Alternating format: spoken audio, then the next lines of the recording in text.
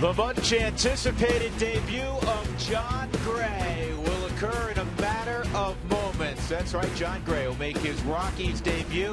Their #1 pick, 3rd overall in the draft just 2 years ago out of the University of Oklahoma. And he'll soak it all in as he'll take to the Coors Field mound tonight to take on the Seattle Mariners. The Rockies fell last night despite a valiant comeback in the 9th inning, 8-7. And they look to bounce back this evening. But all of the talk around the ballpark, all the talk around town concerning baseball was about number 55, Jon Gray. We welcome you upstairs with my partner George Frazier. I'm Drew Goodman. Glad as always that you're along with us. Certainly Jon Gray looks the part. He's 6'4", he's about 240 pounds, big and strong, armed with a very powerful right arm. Yeah, he is, and I think that's one thing, they obviously made Dan O'Dowd in that draft class go after Jon Gray with the 3rd pick. And now that he's finally making this major league debut, it's going to be tough to keep the chest inside the shirt, keep your head inside the hat. It's very difficult that first start, particularly with a lot of family friends here in this ballpark. Drafted 3rd overall by the Rockies, 2013 draft out of the University of Oklahoma. Drew just talked about that. Pitched at Grand Junction and Tulsa and Modesto combined 14-5. But this year, the impressive thing for me, since about mid-May, 6-3, 3.17 ERA. And I was privileged to a conversation that he had with Glenn Allen Hill in the office one day with a couple of pitching coaches. And he said, well, I'm trying to make the perfect. He said, quit trying to make a perfect pitch, man. Let that dog eat. Get after it. Since that day, he's gotten after it. I mean, he's really struck out more hitters than there is innings pitched. The hits have been below the innings pitched, and he's been able to dominate it. Now, again, everybody wants to put the pressure on this kid. It's tough. I know he's 3rd pick in the draft. Your high expectations that you've got Don Drysdale walking in here. Hopefully he goes out, contain it, and go out to the mound and attack hitters. Yeah, people have to keep in mind, it is a process. Roger Clemens didn't become Roger Clemens overnight. Pedro Martinez didn't become Pedro Martinez overnight. You look at the recent ilk of great pitchers, it takes some time. But this kid certainly has a pedigree. Tonight will be fun as we see the debut of Jon Gray. It's the Rockies, it's the Mariners, Jon Gray on the hill. Come on back to Coors Field with us.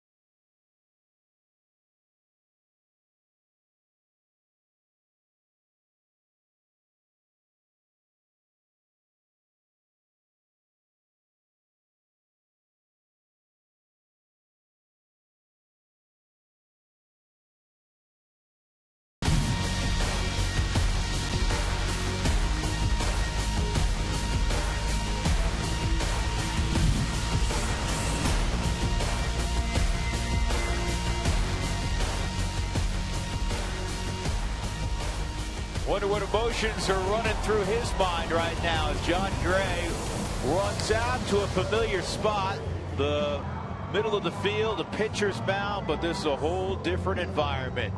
The extra decks and the guys he'll face, many are household names. So John Gray, drafted 3rd overall in 2013, the former Sooner, will make his Rockies debut tonight against a very formidable Seattle lineup. And I think the whole key will be harnessing those emotions. First time pitching at the big league level. That's Austin Jackson. He's a veteran, the former Tiger, came up with the Yankees. He'll lead things off. He was a late inning replacement last night in center field. Here's the Southwest batting order for Lloyd McClendon. Following Austin Jackson, Kyle Seager. He'll be at third base, got plenty of pop, 16 home runs. Nelson Cruz, what a year he's having. 30 home runs now after going deep yesterday. In fact, he has a home run in 4 straight. Robbie Cano will be next. Jesus Montero, Mark Trumbo, who's always put up large numbers at Coors Field. Brad Miller homered last night. Jesus Sucre will be behind the plate. And the former Arizona Diamondback, Vidal Nuno, will be making a spot start tonight for Seattle.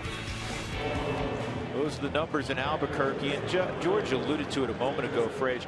His last couple of months really good. April was a rough month for him. It was a rough month, getting acclimated, first time to be in AAA, facing some older hitters that have been in the big leagues for a while.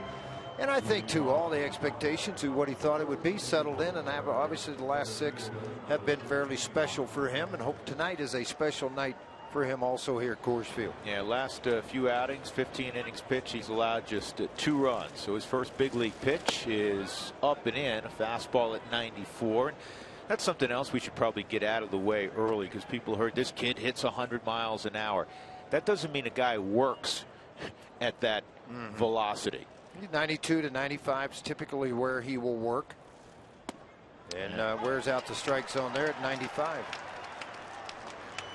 And the thing I liked about that fastball, George, is that was not straight. That had late movement at 95. It's got a little bit of run to it, always has. And that's a good looking pitch on the swing at 96 miles an hour. It's 1-2. 88 degrees is our game time temperature. It's a beautiful Tuesday evening in Lodo. A couple of deep breaths here. John Gray is with the 1-2 pitch, and that fastball just missed. Nick Hundley's handling him tonight. Right guy. Got a veteran catcher come out. You know, the thing I noticed about Nick, and I watched the warm-ups in the bullpen, throw a good pitch, he gives the fist pump like nice job. Throw another pitch, nice job. Once is low and away, and that's a line shot right at DJ LeMahieu. Take him any way you can. You got 1 out. Let's take a look at the Rockies defensively. Brandon Barnes getting a start in left field. Charlie Blackmon's in center. Cargo is in right. Arenado and Jose Reyes on the left side. LeMahieu and Kyle Parker on the right side. Kyle was in left field yesterday, starting at first base tonight.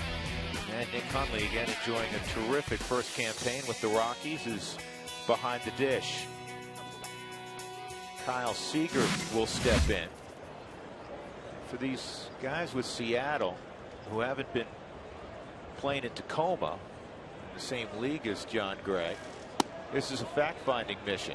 Well, you got Jesus Montero, who has and has faced him, so they know who he is. They've seen him in spring training. But you may see some outs early, that first time, maybe even second time through the lineup. Try to go back to the changeup at 84. Didn't happen. Third highest Sooner to be drafted overall, Bobby Witt, pretty good big league pitcher, was drafted as the 3rd pick overall out of the University of Oklahoma. Yeah, he and Bobby Witt the only 3rd overall selections. The 2-0 just missed off the corner, so it's 3-0. Seager's been hot. Last 22 ball games, he's hitting .337. Not a big guy, about 6'1", a couple hundred pounds, but he produces a lot of pop. Yeah, he's strong. I can tell you that. Quick and short to the ball. Saw that evident last night in the ball game. He was 3 for 4, including a home run last night. So had a double.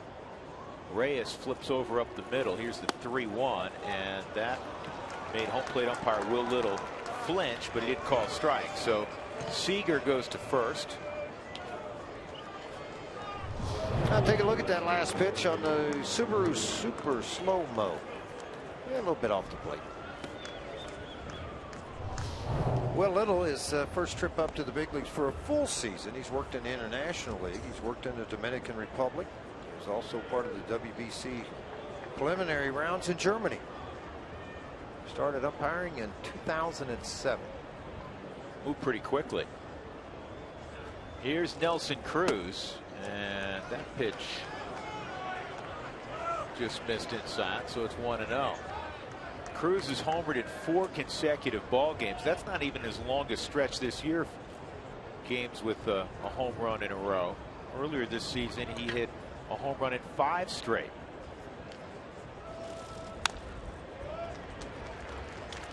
One ball, one strike. What are the things that you look for, George, beyond just, you know, balls and strikes? What are you looking for tonight from John Gray? Presence on the mound. You know, you watched Eddie Butler, his first start, fidgety. I was fidgety. He seems like he's really calm on the mound, controlled of everything. I know that shirt's pounding. But you're just trying to get through this first inning, settle down, and then you start to realize, hey, it's like every place else I've been. You know, it's still a mound, and it's tough to have that tunnel vision where you just block everything out. That's some of the mental side of the game you have to work on. You know, and in college, you threw 98 miles an hour, you throw chest-high fastball, guys swing at it. Up here, they spit at it. They don't swing at it. They'll chase the ball off the plate. Here's the 1-1 on Cruz. Good slider. Yep, that was the first time he broke that slider out, and it's, according to reports, a vastly improved slider. Well, it's a matter of getting out over the top of it and making sure you have some depth to the slider, and watch the late break on this, and well off of the line, didn't get read at all out of the hand by Nelson Cruz.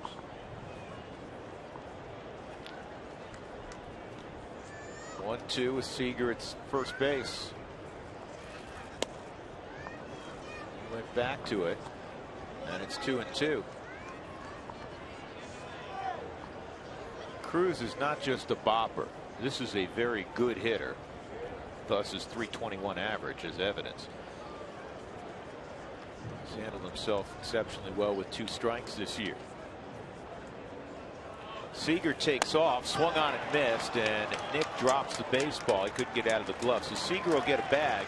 But the first big league strikeout for John Gray, and he gets a nice round of applause. 2 outs.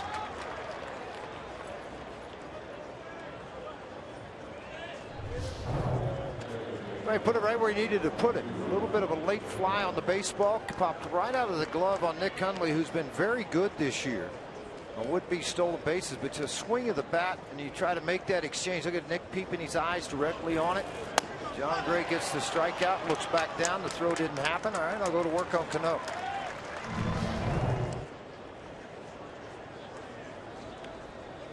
Robbie Cano 2 for 5 last night, had a double and a couple of RBIs. Pitch misses. I was talking to Cano around the cage this afternoon. He made I thought, George, a wonderful point. And Robbie's been around a long time. He said, you know, he's heard about this kid. You know, players, you know, read about the top prospects, that sort of thing. He said, I wouldn't even begin to evaluate a pitching prospect until he's made 3 starts in the big leagues, dealing with all the emotions. And the same thing for a hitter. How many hitters you've seen come up and they go 4 for 4 and they go, oh man, we got something. And then he goes on an over 18 slump. You know, or he starts out 0 for 12 like Tulowitzki did and then go on a 10 for 10 steal. I mean, you know, you don't know what you're going to get. You got to let him breathe and let him figure it out. 2-0 on Cano. And a good block, but Seager's going to move up, so it'll be a wild pitch, and it's 3-0. Well, part of the thing is, you got to remember, 2 years ago, this kid's in college. He's watching New York Yankees and seeing Robinson Cano in the playoffs in the World Series. I can tell you, it's a different feeling than pitching where you've been. Yeah, that ball just got overamped down in the dirt. Yeah, you know, the sad part about it, sometimes you pop in here, there's that third deck in the big leagues. It can bite. It's bit a lot of guys. 3-0 on Cano, and that's a strike. 3-1 at 97 miles an hour. I was talking to John yesterday.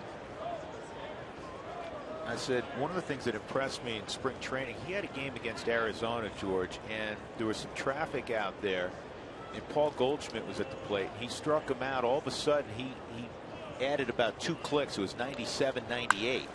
That's a base hit to center field, so Seattle will take a 1-0 lead. And that skips past Blackman, and Cano will go into second. So Robbie Cano lines that fastball at 3-1 to center field, and the Mariners have a 1-0 lead. 46 mile an hour, or 46th RBI for Cano.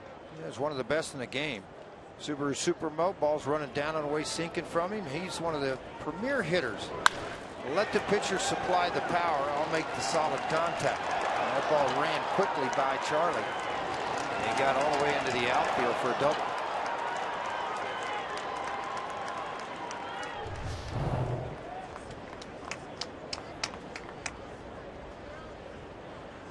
Steve Foster on the left, the pitching coach for the Rockies. Walt Weiss, Tommy Runnels, of course. Jesus Montero at the plate. And Montero spent a good portion of the year in Tacoma, so as George said earlier, pretty good chance these two have faced each other. Good slider. See, you get so in a habit forming of throwing nothing but fastballs. That guy set on that first pitch fastball, and it's a good one. It's 97, but now you throw the slider at 88. Montero feverishly swung at the pitch. He didn't have a chance to hit it. Montero hit a 2-run double in the first inning last night. The Mariners jumped out to a 4-0 start against Eddie Butler.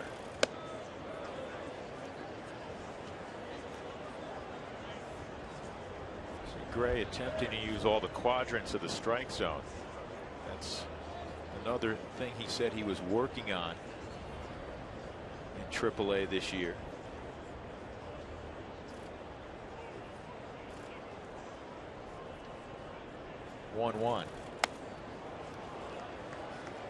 That was a slider, again a little overamped.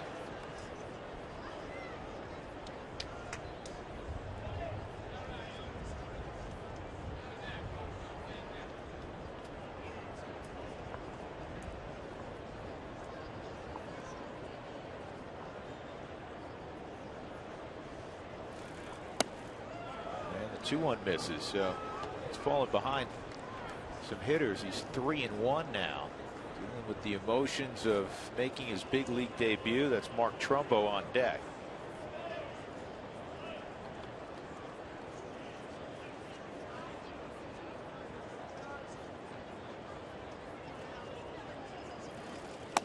On the outside corner, 3-2. Well, when he's falling behind, a lot of times pitchers back off velocity and try to throw it for a strike. Well, he's fallen behind. He's thrown 25 pitches, 14 balls, 11 strikes, but he hadn't backed off the fastball when behind it counts.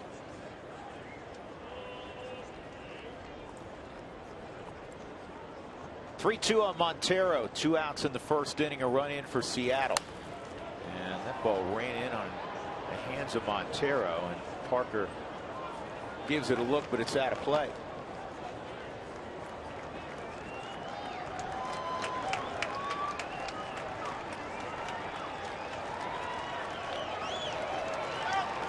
I like to see this crowd getting after a little bit. Got 2 strikes on the guy. It's a 3-2 count. Help him get that last out.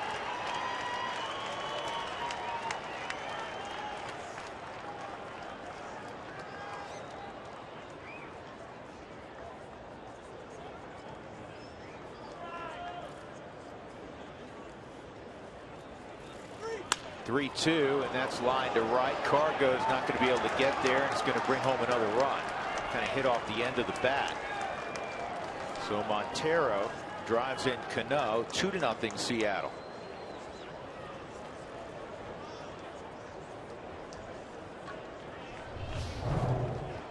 Pretty good slider. He's just off the end of the bat. I mean, he stayed with the pitch pretty well. On the Subaru Supermo, you see that tight dot starting to tighten up. The ball's off the plate and just dumped it. Strong guy at home plate, and he's able to dump this ball out in the outfield in front of Cargo to give him a 2-0 lead. They kind of regroup here. You're about 27 pitches into the inning.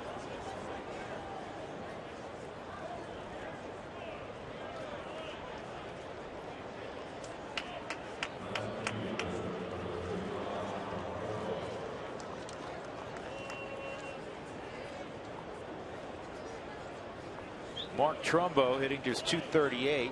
He really struggled initially after the trade from Arizona to Seattle. He's picked it up considerably the last 3 weeks. In fact, he's hitting .333 over his last 24 ball games. First 22 he hit .139. And that's ball one on Trumbo. He has 12 career hits at Coors Field. 8 are home runs. He's a big, strong guy. Seattle's got a bunch of those types of players in their lineup.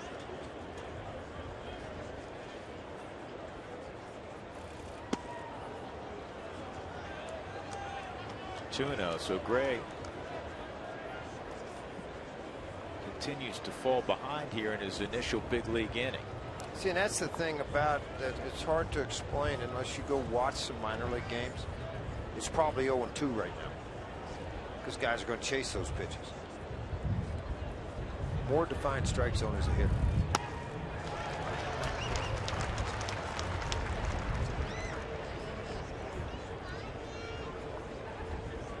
Trumbo looked back at Will Little, said, was that a strike?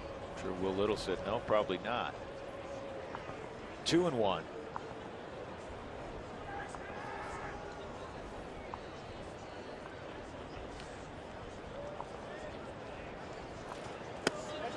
And he goes breaking ball for a strike. 2-2.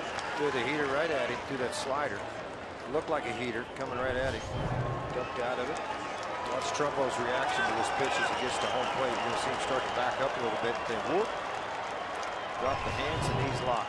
Yeah. That slider actually backed up, still in the zone.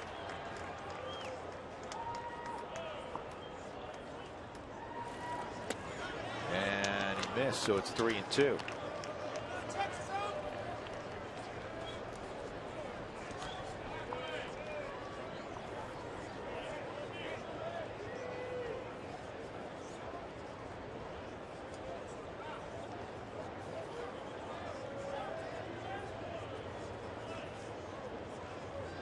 Three and two on Trumbo.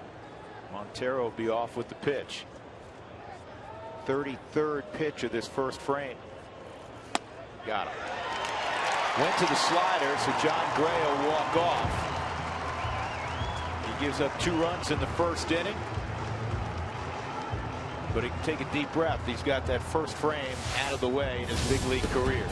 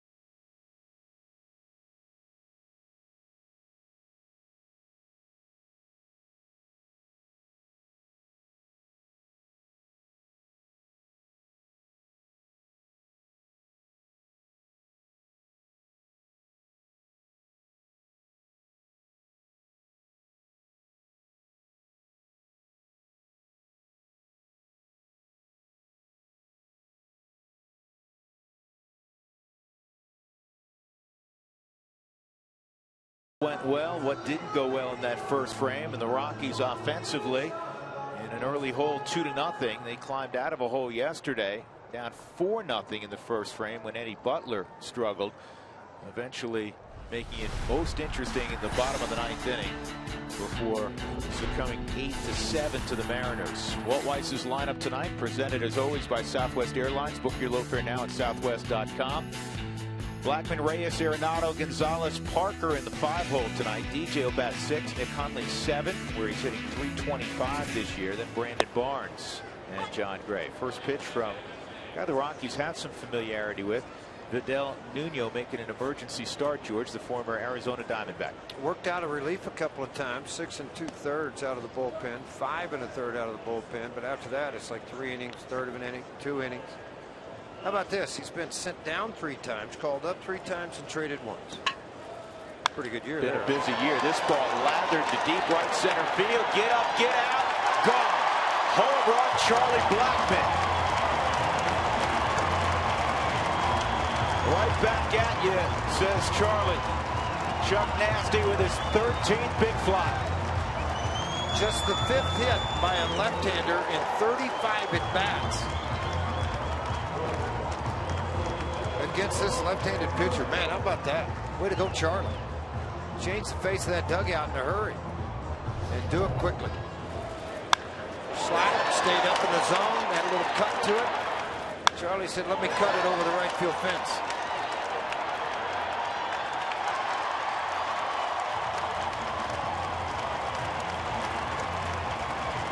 10th leadoff home run in Charlie's career, which is the most in the history of the Rockies. EY at first hit 8 leadoff home runs. Dexter hit 6. Cargo, remember when Cargo used to lead off for the Rockies? He had 6. It's the 1-strike pitch on Reyes. 2 strikes on Jose. Jose 2 for 5 in his Rockies home debut yesterday, including a couple of RBIs. 285 with the Blue Jays this year. He was in the mid-280s last year as well for Toronto. This is slowly hit to third. Seager gets rid of it in time. 1 out.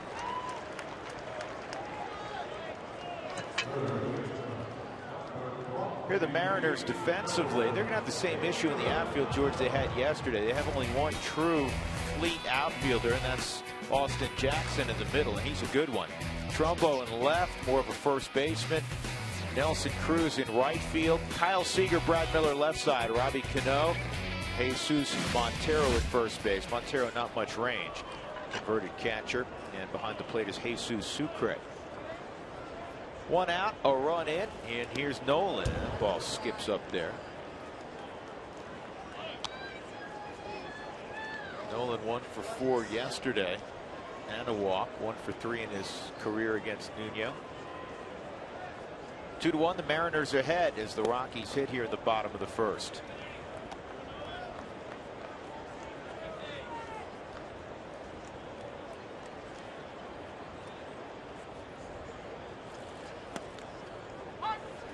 With Nuno, you're going to see potentially more sliders than fastballs.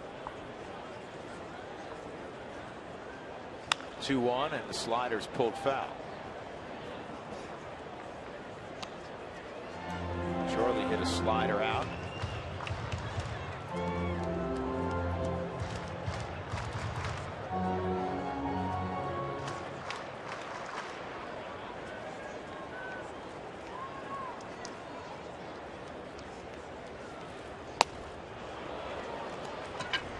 Nuno went with the heater, and he strikes out Nolan. That'll bring up Carlos Gonzalez with 2 outs and nobody on. Cargo a couple hits last night, including impressive left on left at bat in the 9th inning against Rob Rasmussen. He fell behind 0-2 and then ripped a slider off the plate to right. As the Rockies began that rally, Nolan had a single before him. Both Nolan and Cargo scored in a 3-run 9th inning. And that pitch is in there for a strike. Cargo has never faced Nuno.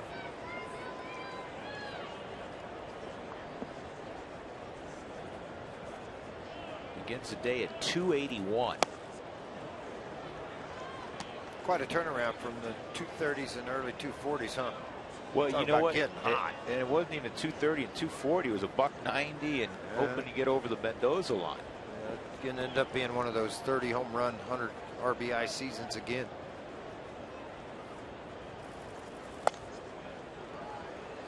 Well, since the 4th of July, nobody's been better than Carlos Gonzalez, a .417 batting average. And 2 other Rockies on there, DJ and Chuck Nasty. 1-2. And Cargo bounces it foul. Shift is on.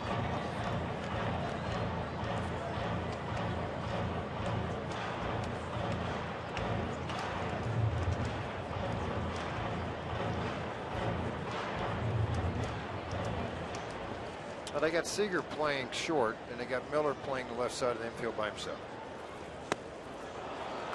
Cargo not happy with that at bat, and that ends the inning. But the Rockies get a run back on the home run by Charlie Blackmon, his 13th of the year.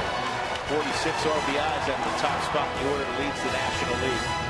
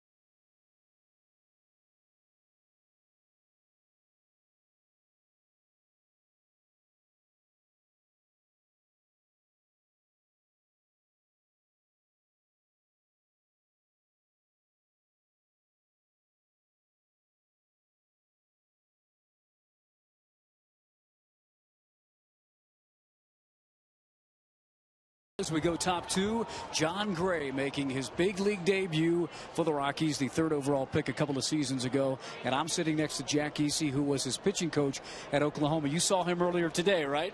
Yeah, I did. Were you able to calm him down? I was not. We all tried, but we were not successful. Jack actually said he probably won't even forget that. I remember that first inning because he was so much adrenaline. But what makes Jon a good pitcher? You know what? I mean, it's his makeup. I mean, he's a tough young man. He's a battler. He's a grinder. Obviously, he has a ton of God-given ability. But, I mean, he's not afraid of any situation. He's a team guy, and he's not afraid of getting into a battle. And that's what's going to help him throughout his career, I believe. When he was at OU, when did you know that he could get to this point? The first time I saw him throw a baseball, to be honest with you. And, he's got the things you can't teach, Mark. And as a coach, when you see a guy like that, it's obvious that, as a coach, you can only do so much. But he had the ability. And, he has to stay healthy. And so far he has. And I think he's got a bright future ahead of him. He's making Chandler, Oklahoma proud and a lot of Sooners, huh? Absolutely. I mean, the whole state of Oklahoma is proud of Jon Gray. I mean, not only his hometown of Chandler, Oklahoma, the University of Oklahoma, Eastern, where he went to junior college before the University of Oklahoma. I mean, the entire state is proud of Jon Gray. There's no doubt about that. I appreciate your time. Enjoy the rest of the game. Thank you very much. We appreciate you guys coming out here and talking to us. Let's go back up to Drew and George. That's neat. Yeah, absolutely. I mean, you talk about a lot of proud people, and it's not limited to family members. It's, everybody that's had a hand in getting Jon Gray to where he is today. And certainly his OU pitching coach deserves a lot of credit, I'm sure. He does, and he took, the thing about it, Jon was drafted very high out of junior college before he came over to the University of Oklahoma. Walked away from quite a bit of money, said, now I'm going to go back to school. His advisor at the time, Ryan Franklin, longtime big league pitcher. Jay is now an agent and represents Jon. He's got Dylan Bundy, and he also has Archie Bradley out of the state of Oklahoma. By the way, guys, this is Lane, and it's Jacqueline's younger brother. Jacqueline is the fiance of Jon. Congratulations. stepmom next to her, and his dad is here too. So pretty exciting day. Yes, I'm very excited. This is a dream come true for the both of us, and we're just so blessed to be here. Fantastic. Thanks for talking. Thank you so much. Well, that last pitch, George, pretty impressive. He hit the corner. Yeah, he did it very well with the fastball. See that run back on it, ring him up and grab some pine meat. That was a good pitch. So Jesus Sucre is the second out of the inning, and here's Miguel Nuno, and he takes strike one. All right, I'm going to get this out of the way early. The Mariners pitchers have set a new big league record. Yes. They're 0 for their last 51 at the plate. Come on. And it goes back. That even got a flare? No, nothing. Zippo, nada. 0 for 51. Like nothing. Yeah, 0 for 51. Out of those 51 at bats, how many have been in made contact? Not interested. Doug's going to tell us right now. He'll tell you. Nuno has one career hit. Well, there's Ryan Franklin. We're just mentioning Jay's Yeah, he's here brother. at the ballpark. Yeah. And actually, Jack was the pitching coach a couple of years ago at Oklahoma, and now works for Ryan in the agency business. 1-2 on Nuno. And then slowly hit. It's a nice play by Kyle Parker. Where'd he get those hands? You think maybe playing a little football at Clemson? Maybe. They run option every once in a while. Nice play by Kyle Parker. And a 1-2-3 second inning for John Gray. That'll make him breathe easier. 2-1 Seattle.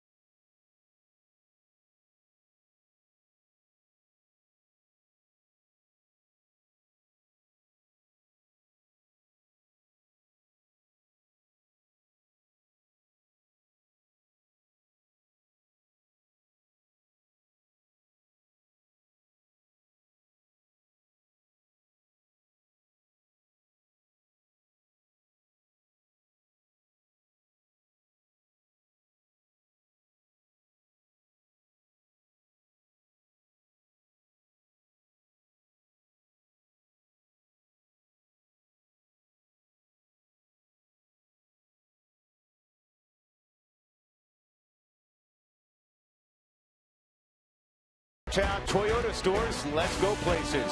And by Southwest Airlines, book your low fare now at southwest.com. Bottom of the second inning, Kyle Parker will lead things off for the Rockies. Parker had a couple hits last night, including a big hit in the ninth inning. Kyle slides up from the 8th spot in the lineup to the 5th spot tonight against the left-hander Nuno. Backdoor slider to get strike 2. Slowly hit to short. Brad Miller throws out his good buddy Kyle Parker. Had a little Clemson get together last night after the ball game. Grabbed a bite to eat with the 3 former teammates, Ben Paulson, Kyle Parker, and Brad Miller. One gone. DJ LeMahieu coming up.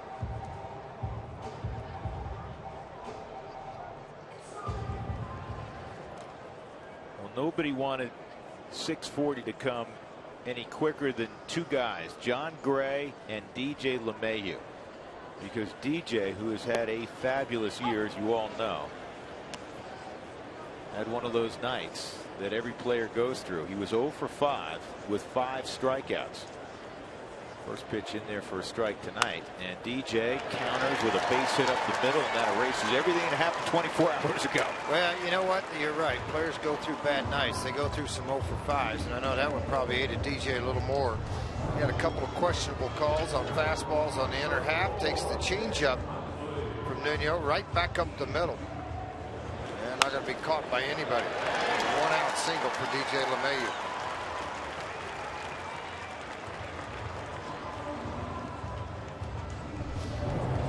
So speed aboard with 1 out. That's one of the different things, Frage, about now DJ hitting in the middle of that lineup as opposed to right behind Charlie, because your 2 best base stealers were Blackmon and LeMahieu, but now you got Reyes in there, who's a great base stealer, and DJ an opportunity to perhaps run in the middle of the lineup, and there he goes. He gets picked off down to throw to second. I don't know. He didn't get him.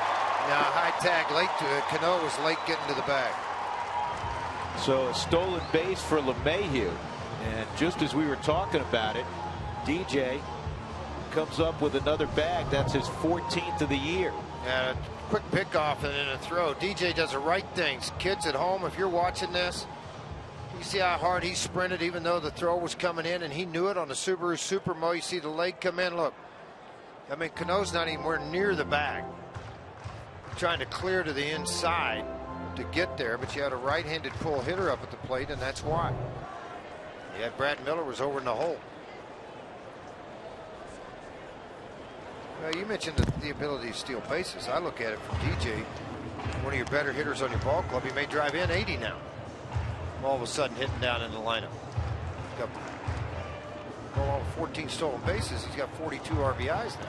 And Nick Conley, primarily hitting out of the 7th spot in the lineup, has 37 ribbies. In fact, Nick has hit .325 this year in the 7 hole. He had 3 hits yesterday. In fact, Nick's single made it 8-7. Put runners at first and third with 1 out. Unfortunately, the Rockies could not get the equalizer across against Carson Smith. 1-1, and that's slowly hit. Nuno will recover and get the out.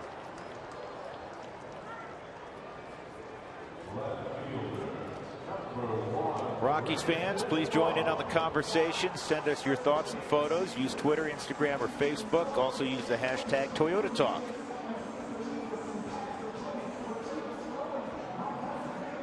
And a tweet from the Albuquerque Isotopes. Good luck to former ace John Gray as he makes his big league debut for the Rockies tonight.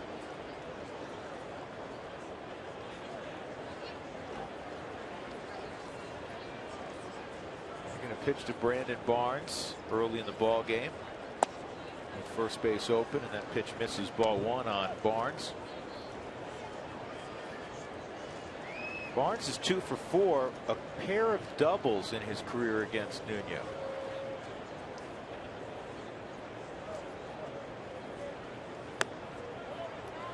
Two and out. Sucre thought that was a strike. Well, Will Little's been pretty consistent, George. He hasn't given Gray or Nuno much east and west. Yeah, he hadn't, and that's it's a young umpire.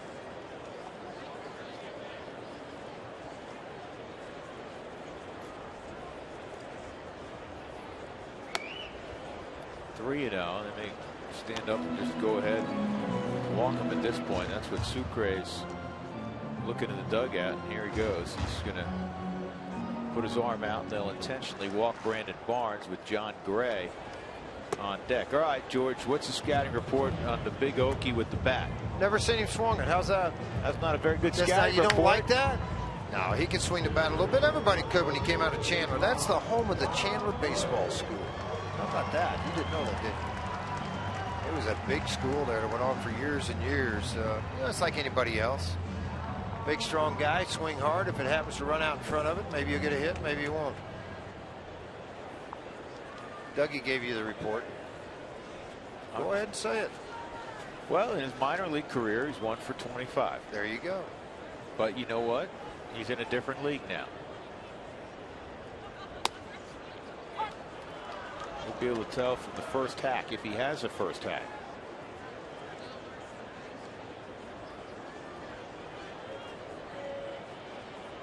Runners at first and second, 2 outs. Seattle up 2-1 in the second.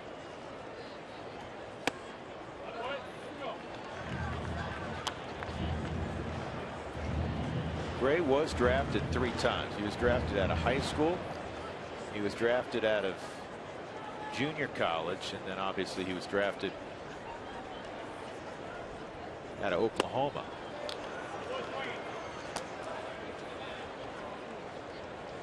Wasn't anything wrong with that hat? No, not bad.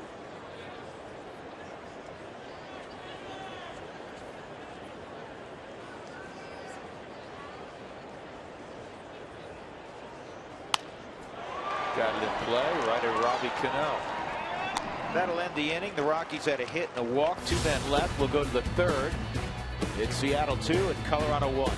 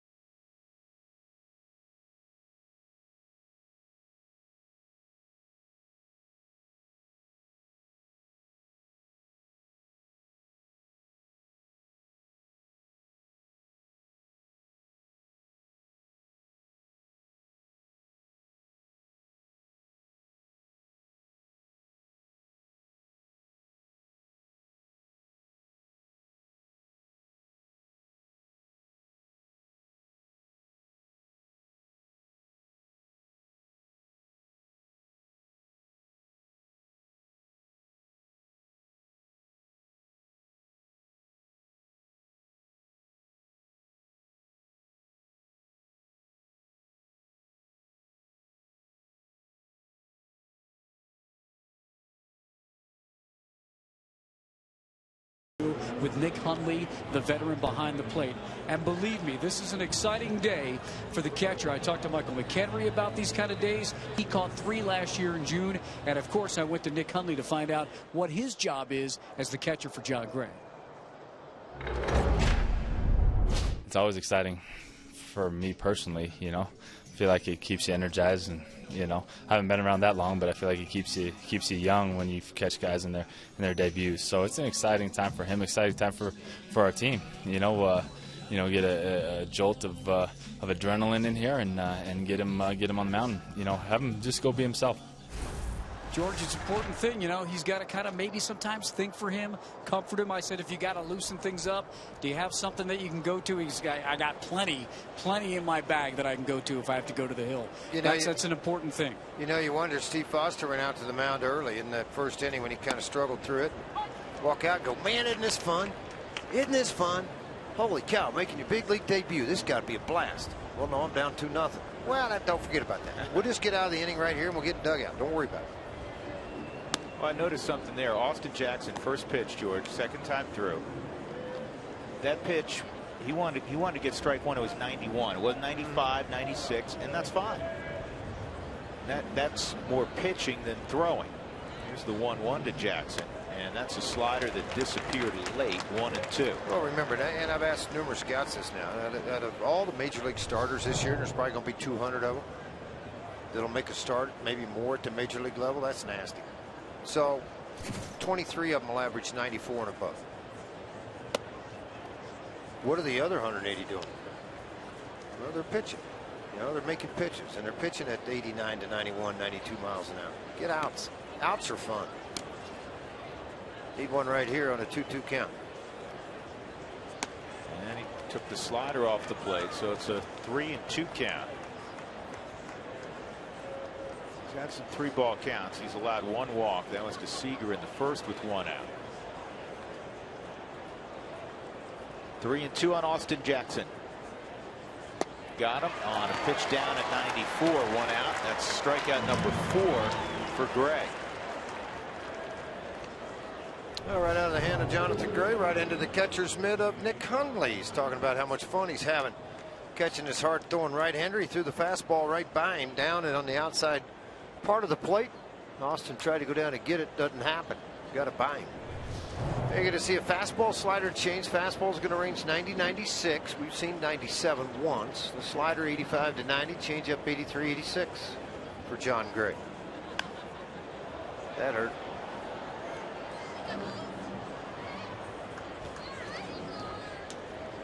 Already in possession and certified. First big league strikeout for Jon Gray. 0-1 on Kyle Seager. He walked and scored in that first frame. Came in on a base hit by Robinson Cano. Talked to John for a while yesterday, and he throws a four-seam fastball, and he says sometimes it cuts and sometimes it runs, and he's not entirely sure. But when you throw 95, 96, that late movement, often a good thing. No, it gets you off the barrel of the bat. Gets a little bit on the label, gets off the end of the bat. I'm just happy for him. I mean, it's great to see him get here to the big league level, go out and get this first start out of your way. His next start will be against the New York Mets. Well, I know Walt's a big believer in this, George, and you obviously played a long time. Huey, Spilly, Jason Hirsch. There are lessons. This is to short, and Reyes makes a nice play. There are lessons that you learn in the minor leagues. There are lessons you learn for college players at that level, but there are certain lessons that can be that only can be learned at the highest level. And depending on where your club and what position they're in, Rockies right now 15 games out of first. You have a chance to let them learn some of those. If you have a 4-game lead, then it's not such it's a shorter learning curve for them because you got to have outs. And in this position you're in now as an organization, it's great to bring him up and say, all right, you're wasting bullets down there. Let's get him up here and see how he handles it. And a strike on Nelson Cruz. That was a changeup. Cruz struck out his first time. In fact, that's something to remember. Not only your first big league strikeout, but who you got. Oh, I get him again. Yeah, that wasn't just anybody I got my first big league. Punch out, Nelson Cruz. Well, so much video and all that stuff. I mean, it's not very hard to find out a lot about these ball players as they go around. Tough play for Reyes. Short hop, not going to get it.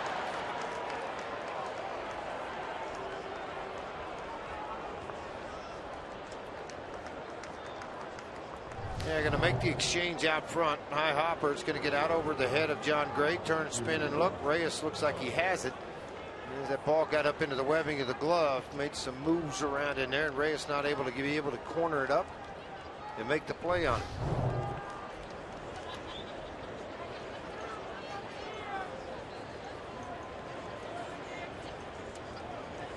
Still waiting on the official scoring. They're giving him a hit. Robbie Cano at the plate.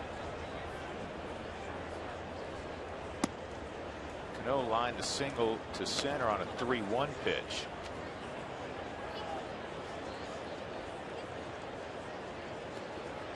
Cano, after a very slow start, hitting .324 the last 6 weeks.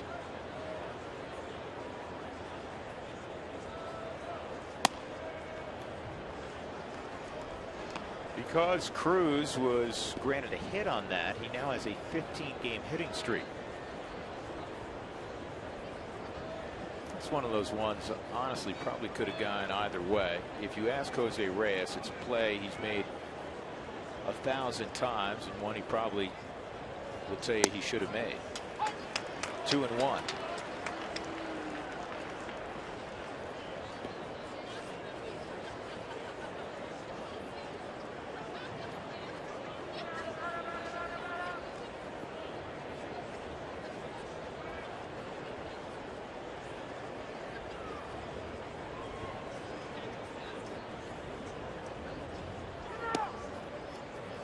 On Cano.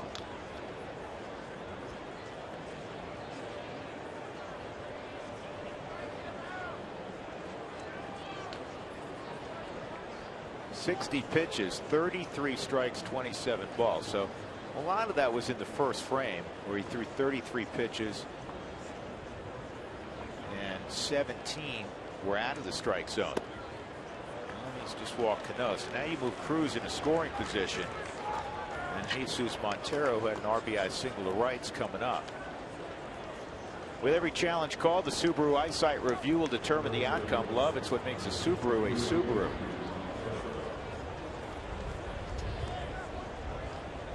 Just may be more comfortable going right on right with a guy he knows a little bit more about than the very accomplished Robbie Cano. As you get further along in your career, you go, okay, that's a situational walk for me, because he threw a 2-1, 2-0 changeup, 3-1 changeup, but he walked.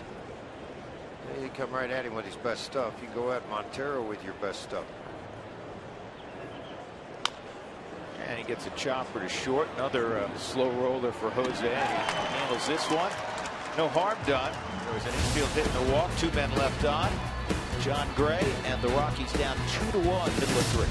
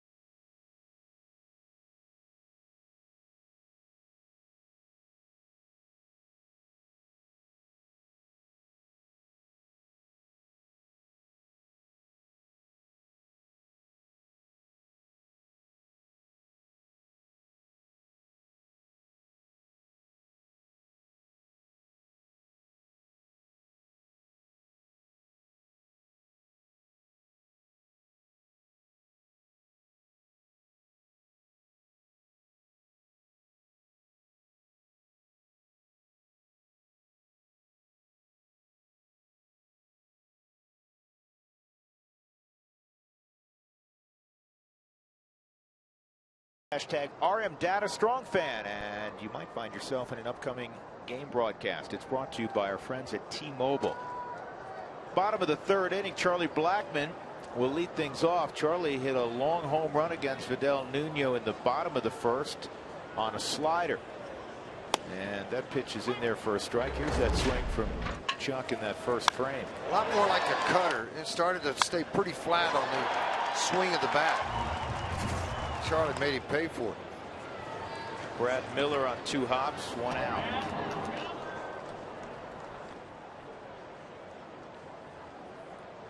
Who wants tacos? When the Rockies score 7 or more, as they did last night, go to participating Colorado Taco Bell locations the following day. Make sure you do it between 4 and 6 in the afternoon. Get yourself your Rockies taco special, the Masa Taco Bell.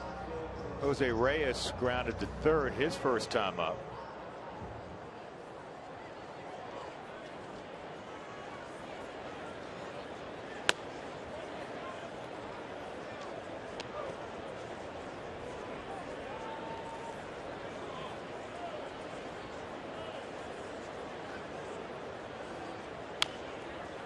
Reyes tends to be a very aggressive hitter, despite the fact that he is typically hitting that leadoff spot. He doesn't walk a great deal of the time. 32-year-old from the Dominican Republic made his big league debut in 2003 as a 19-year-old. That made it one day before his 20th birthday. And he was 2 for 4 against the Texas Rangers in his debut.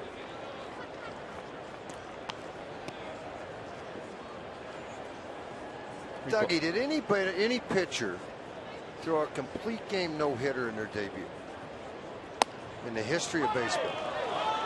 Doug says no. Any hitter go like 4 for 4 with 3 home runs in their debut? This I pitch see called why I the complain. strike. Yeah, it looked high. Yeah, I complain a little bit too. You said he was having problems with the east-west. North-south was a little problem there too. Well, let's take a look at all the starters that made their debut in a Rockies uniform. There's been 31 of them. 9 and 11, 11 no decisions. The most notable, Jason Jennings at Shea Stadium in New York, one of the all-time pitching debuts, because Jennings threw the shutout. He also hit a home run. And a game I won't forget, because I think it's emblematic of how difficult this game is, this sport is. Mark Brownson had one shining moment in his big league career. It was his first moment with mom and dad looking on in Houston, Texas against the Killer Bees. George, we were there. You had Biggio, now a Hall of Famer. Bagwell at some point will be a Hall of Famer.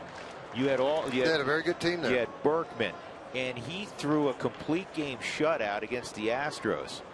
And you know, after that it was more. I remember Don Baylor saying to me as I got on the bus, he said, let's go to Denver and see what happens.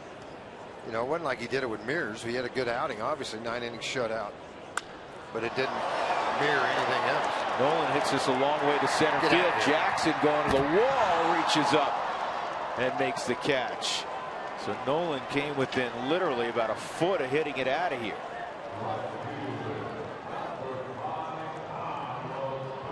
Well, again, Mark Brownson after that didn't do a whole lot, but guess what? He can always tell this story. A 4-hit shutout. He struck out 7, walked just 1 against one of the best lineups in baseball at the time. But that slow hook. I forgot about Moise Salou. He was on that club also.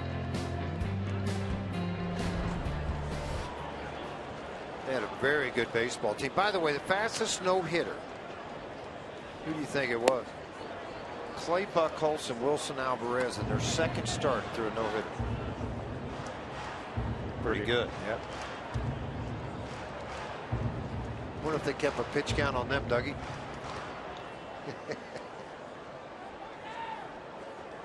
Famous Dave's got some smoke working out in left field today. Cargo fouls that off. It's 0-2. And Nuno, again, who throws that slider the majority of the time, at least he did out of the pen. Did you order some baby back ribs or something? Adam, had a little extra smoke in there. I wish I did. These look really good. In fact, I know they're really good. See if he goes to the slider here. 2 strikes on Cargo. Reyes at first.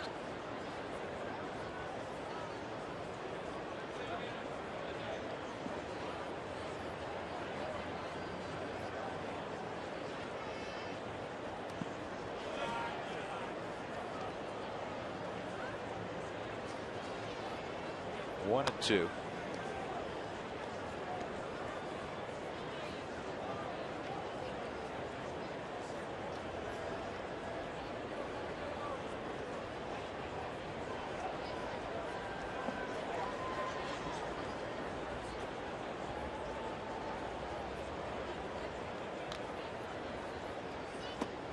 And again, Cargo chases that slider, so he's having trouble picking that pitch up. Reyes left at first. We go to the 4th, 2-1 Mariners.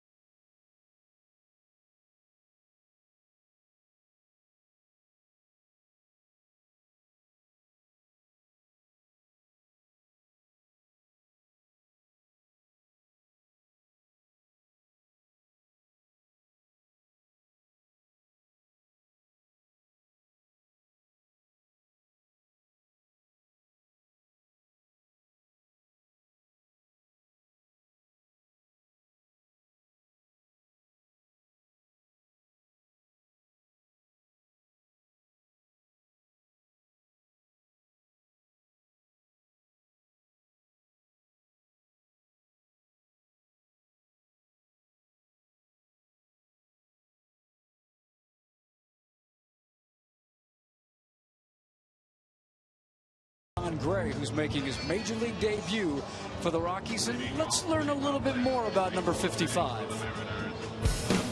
I'm from Chandler, Oklahoma, and it's a town of about 3,500 people.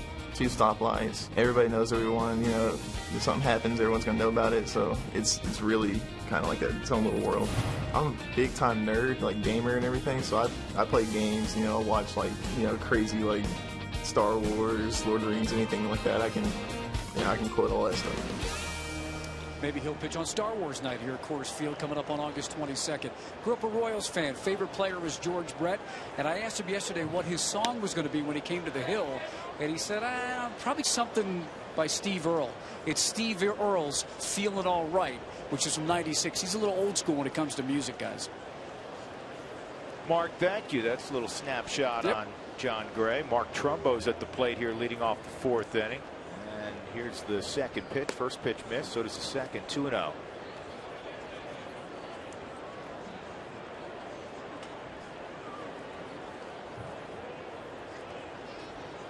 You got Trumbo looking at a slider to end the first inning. And this is on the ground through the left side. A base hit. You mentioned he had struggled when he first got over there, but it's swung about well of late.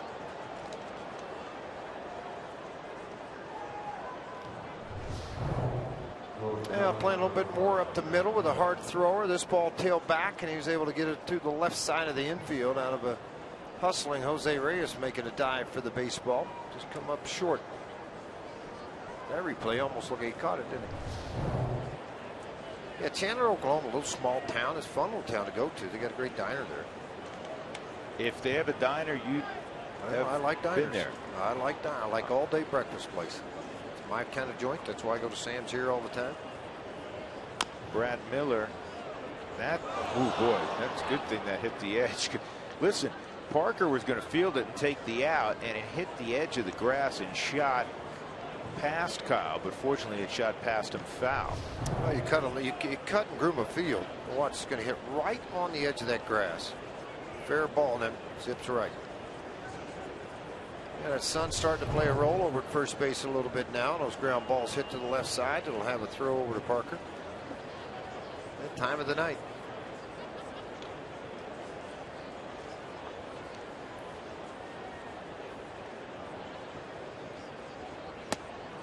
Brad Miller out of Orlando, Florida, 3-year starter at shortstop for the Clemson Tigers.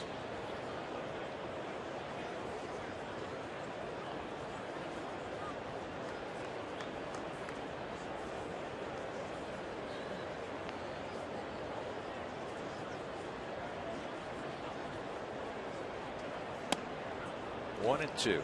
Cecil Travis, Drew, 1933 Washington Senators, had 5 hits in his debut. Ask about debuts a minute ago. 4 guys have hit 2 home runs in their debut. Arecibo did it. Mark Quinn did it. Bert Campaneris did it. And Bob Neiman also. Isn't that wild? Bert Campaneris did it. You don't think of home runs in Campy Campaneris. Might have been the only 2 he hit all his whole career. Just kidding. Barnes in left field. You know, the wind was howling straight in this afternoon. Even Sam and I were sitting up here about 1:30, and I said, man, you could hear the flags flapping, and it was kind of a weird wind for Coors Field. It still has that type of wind here at the ballpark.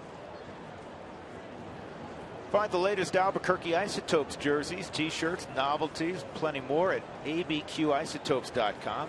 Albuquerque Isotopes, the proud AAA affiliate of the Colorado Rockies. That's been a great marriage here in its first season. What a marvelous ballpark in Albuquerque. Hey, why didn't you give me a hat when you were down there? I love that hat. I love the emblem. They do have good looking emblem. My bad. I promise I'll get you one. Sure. You know what? I'll be there this fall, and I'll be there this winter. So I'm going to get you one. Give me a hat. I love it. You got it. Rudy Owens is making his 2nd start for the Isotopes tonight. Ball game starting to get underway in Fresno. Line drive right at Reyes. Chance for 2. Oh, it skipped off the helmet of Mark Trumbo. Otherwise, the Rockies had the double play. Good backup there by Nick Conley. Yeah, and I think Lloyd McClendon's going to come out and ask something here in just a second. And I know what he's going to ask. This throw's going to go, and it's going to hit right on the helmet. And where did the ball end up?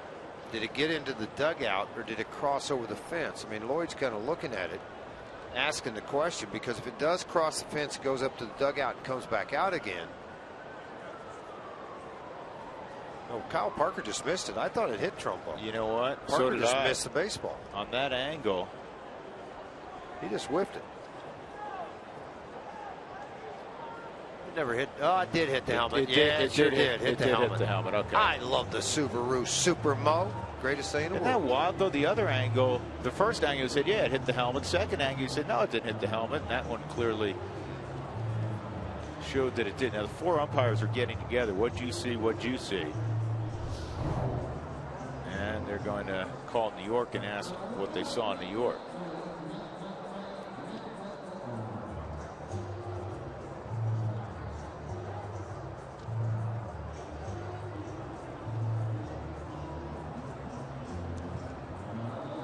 Jerry Davis talking to Phil Cuzzy right now, the 2 most veteran umpires.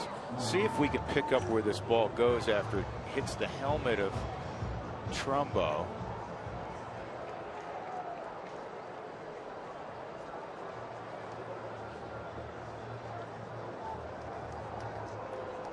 I thought it went into the dugout, and they took another look and talked about it, and they advanced him over. They're advancing him 2 bases.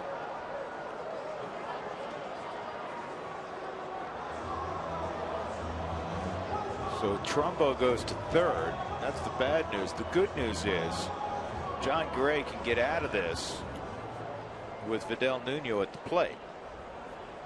So you have to attribute an error on the 2 bases, and it goes on Jose Reyes naturally. 14th error for Jose on the season.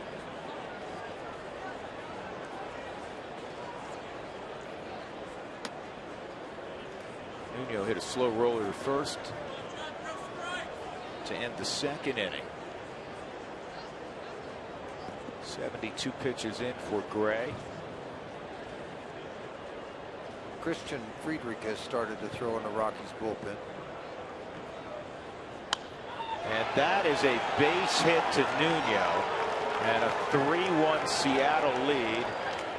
And after an 0 for 52 drought with the Seattle pitching staff, that is their first hit, just the 2nd career hit for Nuno. The last hit for a Mariners pitcher came in 2012.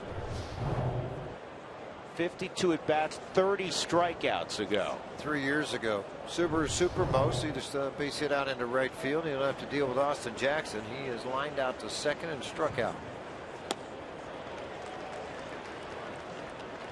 Now that's an unfortunate one.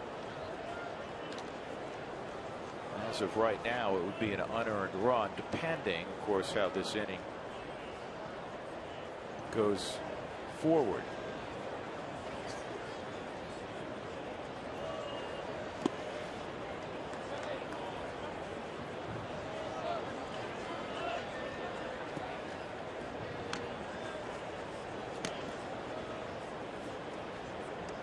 Talking to Darren Holmes, the former Rocky outstanding reliever and now bullpen coach. They made an interesting point for me on the difference between pitching in the minor leagues and learning to pitch in the big leagues. He said, you know, the minor leagues, you can focus hitter to hitter. He said guys have to understand that at this level you have to focus pitch to pitch. And not just, okay, this is how I'm going to work this hitter. And how you're going to work your way through a lineup. Right. There's no breathing room here. 2-1 on Jackson. I spoke a little bit about Al Whitmire. That's going to be a tough play. Get it. Nice job by Reyes. That'll end the inning. But on that unfortunate ball off the helmet, that produced a run. Nuno with the base hit, 3-1 Seattle.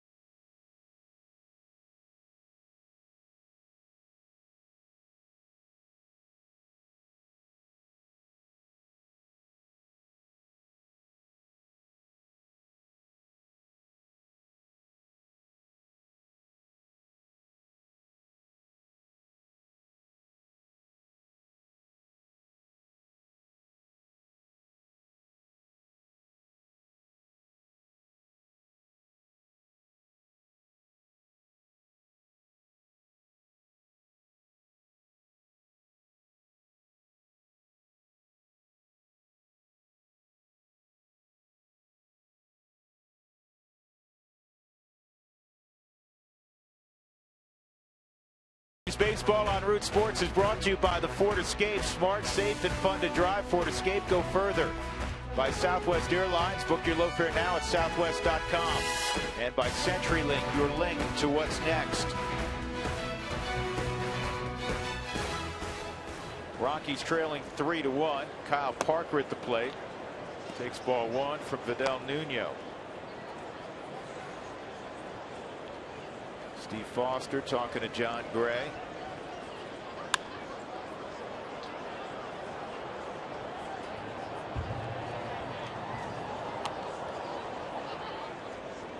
Ball, one strike.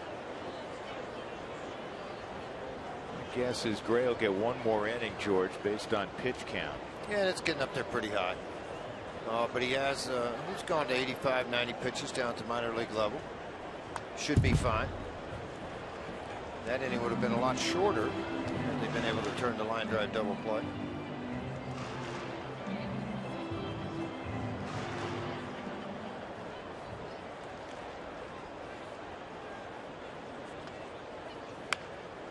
This is a soft one hopper to Brad Miller. Second time he's done that to his former college teammate. That'll bring up LeMahieu. DJ base hit up the middle his first time up.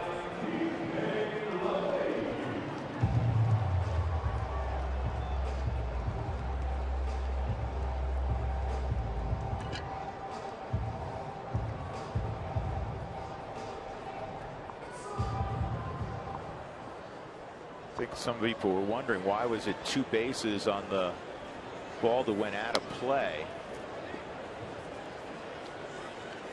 when Jose Reyes threw it and it hit Trumbo's helmet. Any thrown ball that ends up out of play, it's two bases for the runners. And I think so often we see it when a runner's going to first base, you know, an errant throw and it bounces into the stands and you see him at second base, so you assume, oh, that was just one base. The initial base, first base, counts as one, and then on to second is two. So in this situation, he was already at first base. That's why he is awarded third base. That is by rule. That was not the umpires getting together and say, we think he would have gotten a third if DJ's 2 for 2. They bounced back after a tough night at the yard yesterday. So with one out, Nick Conley will come up with LeMahieu aboard. Looking to come out to the ball game, there's always great Rockies ticket deals available. Bookmark Rockies.com/specials and check back all season long.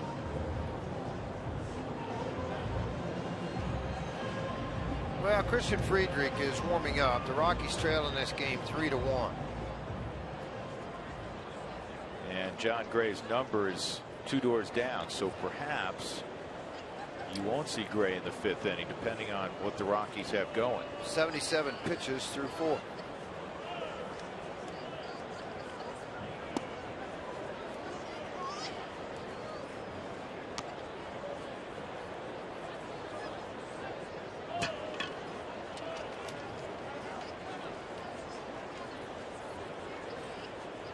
And all of a sudden,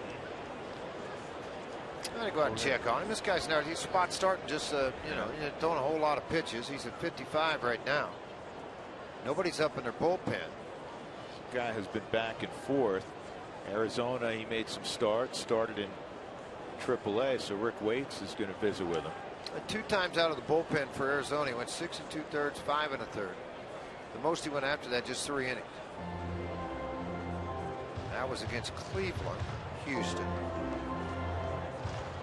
He's made 3 trips between the big leagues and the minor leagues this year and been traded once.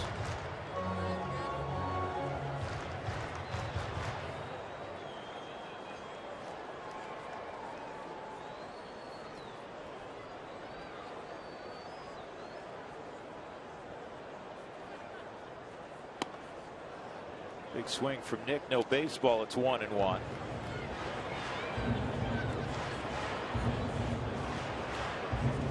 Those 2 outings I talked about coming out of the bullpen. He threw 111 pitches in one and 92 in another.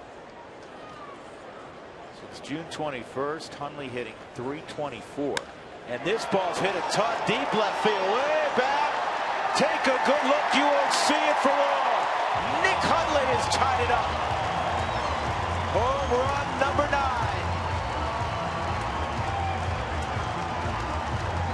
He talked about early in the game his jitters for the youngster making his start. He wanted to help in any way. You thought that help would maybe come behind the plate, but it's also come at the plate to tie this ball game up with Brandon Barnes coming to the plate. Now you got a 3-3 ball game. The veteran catcher may have kept the young pitcher in this ball game. Well, we'll see if that's what Walt chooses to do. Nobody in the on-deck circle yet.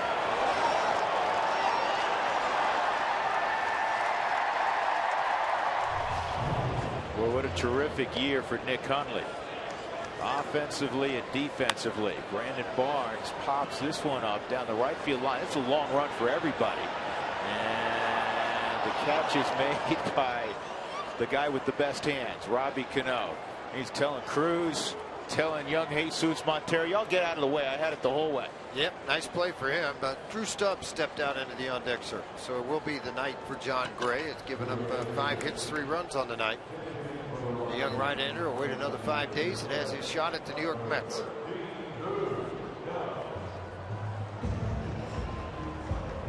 So 2 outs, nobody on, and Stubbs, as George says, will pinch hit here for Gray. So Gray goes 4 innings. He gives up 3 runs, 2 earned.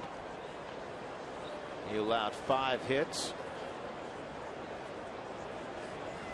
He struck out 4, walked 2.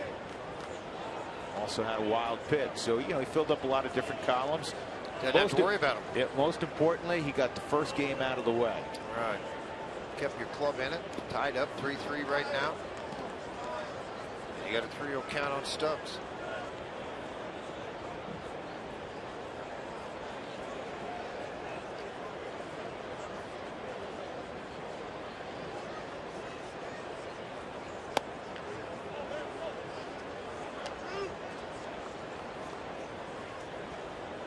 Drew Stubbs is a pinch hitter this year, is 6 for 11 with 4 RBIs.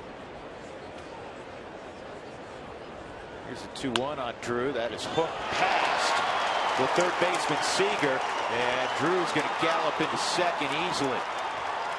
2-out double. His last 18 at bats. Last 18 games, excuse me, 14 for 37, 378. He's hit 3 home runs with 5 RBIs. And he comes up with a hit here, and the ball squirted away from Seager at third. He's going to hustle after it, but Stubbs got a little more speed as he hustles into second.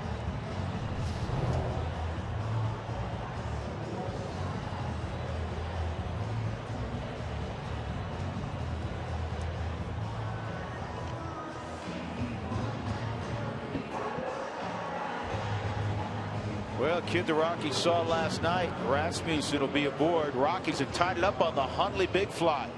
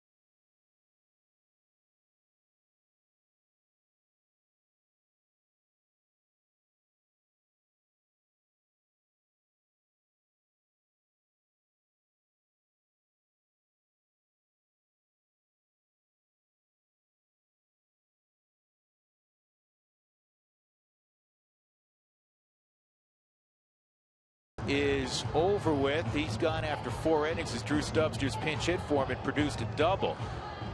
Charlie Blackmon will be coming up against Robbie Rasmussen the day after every Rockies victory. Get 50% off your online order at Papa John's. Promo codes ROCKSWIN at papajohns.com. So Rasmussen in the ball game last night. This is just his 3rd appearance. Left-hander swung the bat well. Right-handers haven't got a hit yet. It's only 1 inning. The most he's ever thrown in a ball game, though. He did it a career high hit back on the June 21st, 2014 against Cincinnati. He went 3 innings in that ball game. That was a year ago. Charlie takes a strike. Blackmon got the Rockies going with a home run in the 1st inning. Charlie's 13th of the year, his 10th career leadoff home run, which is the most in the history of the organization. You know, he's only hit 300 this year with 2 out and a runner in scoring position. Move that on up the ladder a little bit more of the base hit. We often talk about it. Charlie, after taking batting practice and doing his outfield work, was in Brian Jones's big office with all the different video stations studying Vidal Nuno.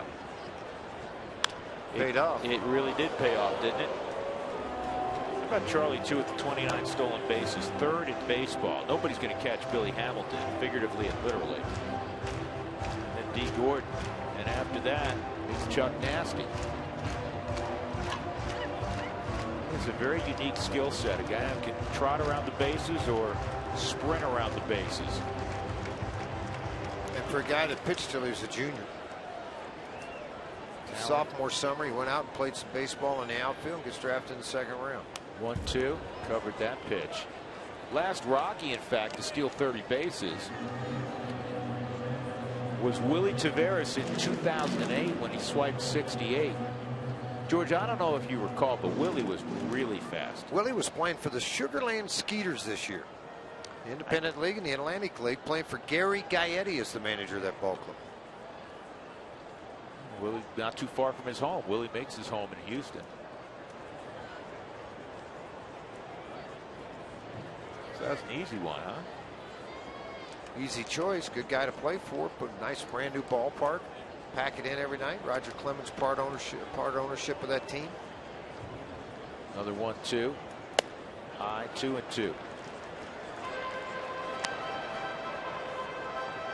The other thing about Blackmon, I can't recall really a sloppy at bat, a bad at bat where it was 3 waves and a right turn.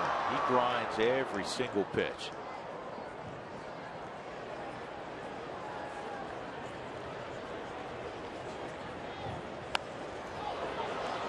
That's grinding. That's going to hit on top of the think about dugout. it. I mean, I got to think for a minute or 2 here, but I'm trying to think, is there any left-handed nasty closers that you see on a regular basis? Chapman, but you see him for 3 or 5 games a year, and you play him 6 times and you might see him 2. You know, so I mean that's the other side about it. We don't have any of those left-handed flamethrowers coming out of the National League West, out of the bullpen. You know, for years the 2 toughest in the division. Javi Lopez with San Francisco. His setup guy. Jeremy Affeldt. Jeremy Affeldt is out for the year. 2-2. This is fouled off and out of play also. Missed his location twice. They're trying to run a heater in. See how that over the middle of the plate.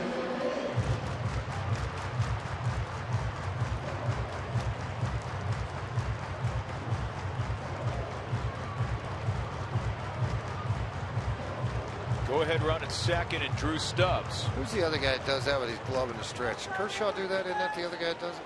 Stick it underneath his chin like that? Doug says yes. I believe everything Doug says.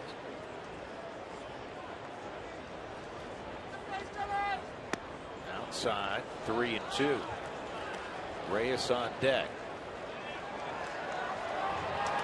Listen, everybody here and watching at home wants the result of this to be a hit, and the Rockies go ahead.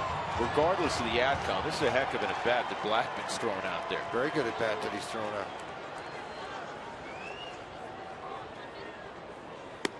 Ball 4. Oh, he called strike 3.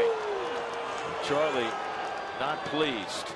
That pitch looked like it was away on the 4th strike zone. And up. In the inning, the Rockies get even on a 2-run home run from Nick Hundley. RBIs 38-39 for Hundley. It's 3-3.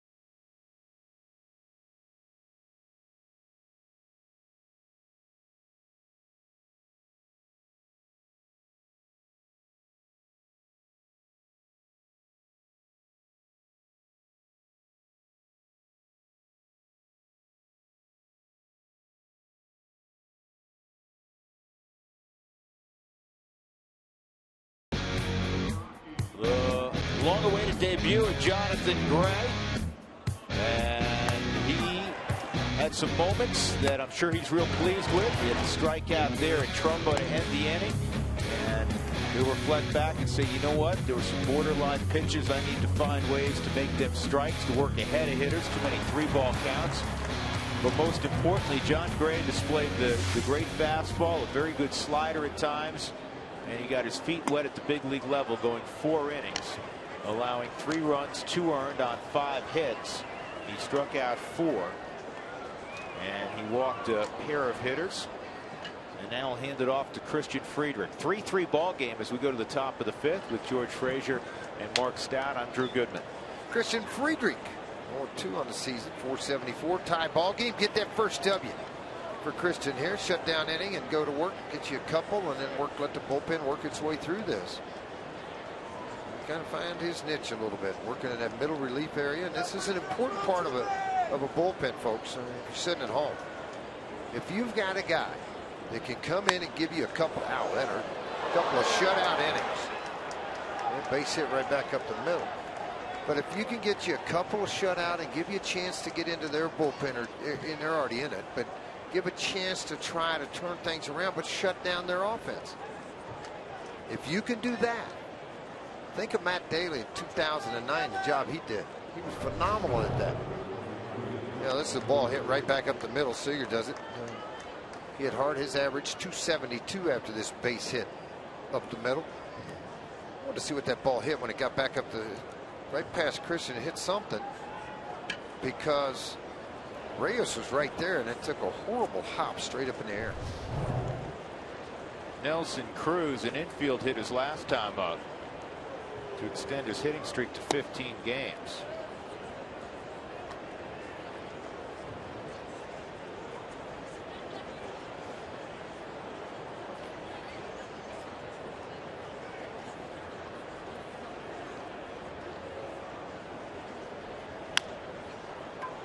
And that's going to stay fair. Nolan with his bare hand throws out Cruz easily. I don't know how he does it, because I don't think he has time to get 2 fingers on that. He's throwing with a changeup grip. You got to believe. Well, you're going to be able to see here in just a second what he's got on it. You watch. I bet you Tavis has it on the Super Mo. Came in and got it. I think he had a little bit of an adjustment to it there. No, Cruz is running, but not much. Look right here on the back of the hand.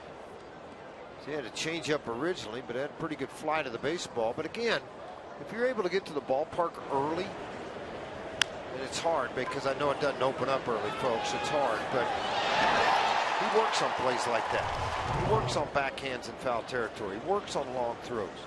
Turn and double plays every single day. Robbie Cano, a double to drive in a run in the first and a walk. Go ahead run at second base. And Seager, he moved up on that play by Nolan.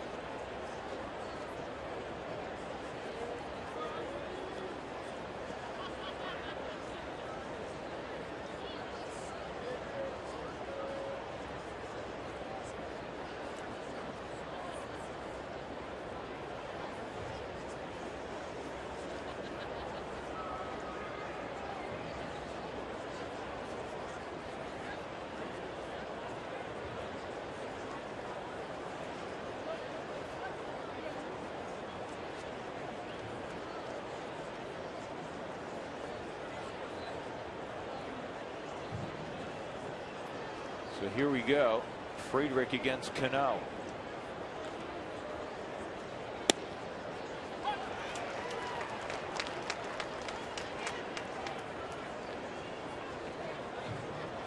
Last night, the Mariners hit 3 home runs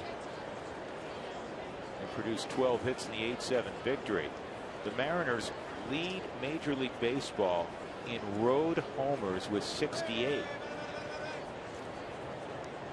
The Rockies the hard thing in road homers with 52. The hard thing about that swing Cano just took, looked fooled by it, didn't he? What you got to be careful is you think you can go right back to that same exact pitch on an 0-2 count and think you're going to punch him out, and he'll put a better swing on it. That kind of hit him.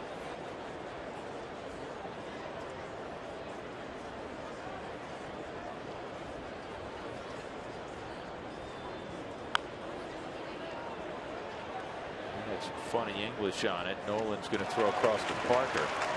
2 outs. Seager still standing at second base, and let's visit with Mark Stout again. Mark. All right, Drew, this is for Frage. I want to show some notable Sooners that have pitched in the big leagues. And when you're talking about wins, Bobby Witt's at the top of the list. I know you talked about him with 143. Lindy McDaniel is second. Then it's Russ Ortiz, who, by the way, had 11 wins against the Rocks in his career. Danny Jackson, Aurora Central, and Trinidad State. Colorado ties Garrett Richards, a first-round pick of the Angels, and we have you on there, Frage. Hey, Frage, did you go to school with Bob Shirley? Yeah, #1 draft pick by the Padres. Yeah, so you guys played together in New York as well, right? Yes, we did. That had to be kind of cool. Hey, Rapid Robert Bob Shirley. Mark, every time I've gone and visited Frazier in Oklahoma, Shirley's with him still. Yeah, him and Bob Griffin, really good friend of mine. We have a tendency to hang out together. Bob is retired happily, living in Tulsa, playing an awful lot of golf. How were you guys in New York? In the Big Apple, good? Oh, we had fun. Yeah. I'll leave it at that. Okay. That's a wise call. Breaking ball, a strike. It's 1-1 on Jesus Montero. When Montero was called up, he was leading the PCL in batting average. Number 2 in the PCL in batting average, Matthew McBride. And he swung the bat well. Recently, he just came off the disabled list. Duck. I wonder what Matt's batting average is if you wipe out April, because he started slow. I mean, he had a terrific spring training, close to making the big club. McBride's average May, June, and July. He'll tell you here in just a minute. Doug knows everything. I'm telling you. Get an earache, ask Doug. Probably not. I'm telling you.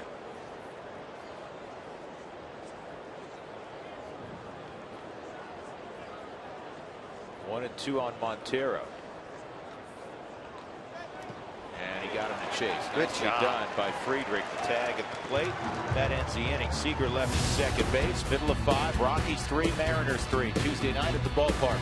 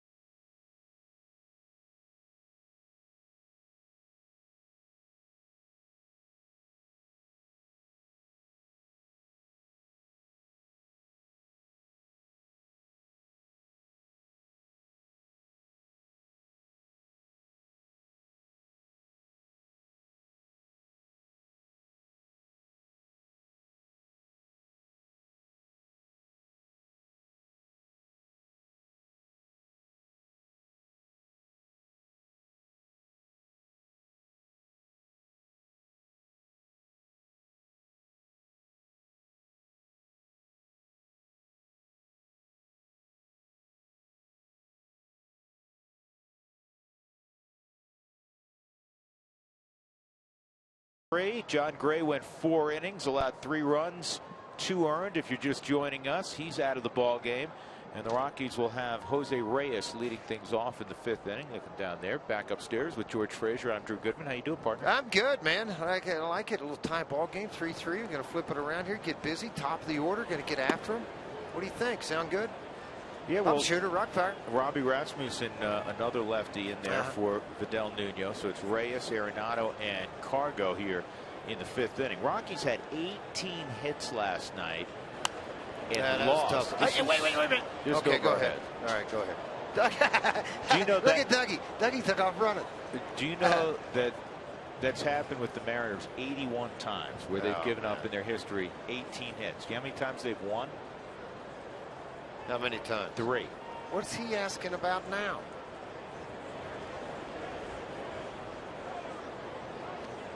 Does he want 2 bases after he went foul territory on a swing and foul ball? Well, we take it because I put Reyes at second base. What's this all about?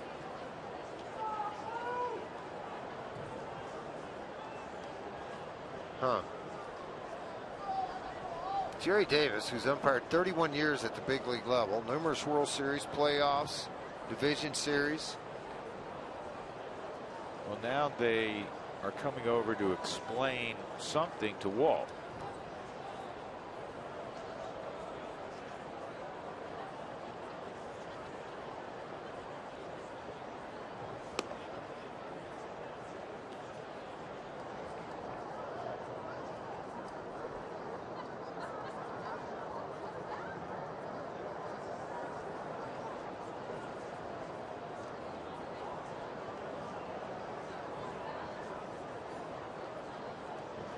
Okay, y'all had a meeting and everything. What was it about? Huh. Not sure. Well, we'll know after the game. Watch the Toyota postgame show. That's strange. I mean, it's a 1-1 count. Hey, Stout, go down there and ask Lloyd what he was doing.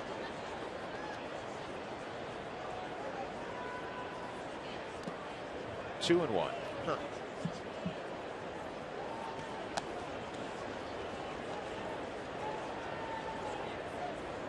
So, George, while we have a moment, overall impression on John Gray in his 4 innings.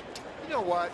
Was it the best we've ever seen him? Probably not. Is it the best we're going to see him? Probably not. You're going to see him a lot better. This ball is really hit well to right center field. Jackson steals probably a triple from Reyes. Man, oh man. Now, we told you he can go get him in center field. Well, he did. No question about that. Tech fly to this baseball. From a right-hander versus left-hander hit away from him, the ball's naturally going to tail from the defender. He just outran it. Nice catch, Austin Jackson. Well, I thought John was fine. I mean, you know, you take the walks away, take some 3-2 counts away. You got to put in the fact that the, you know, heart's pumping pretty good. During the outing, I look for a better outing against the New York Mets. Ball 1 on Arenado. Nolan a strikeout and a fly ball to the wall in center.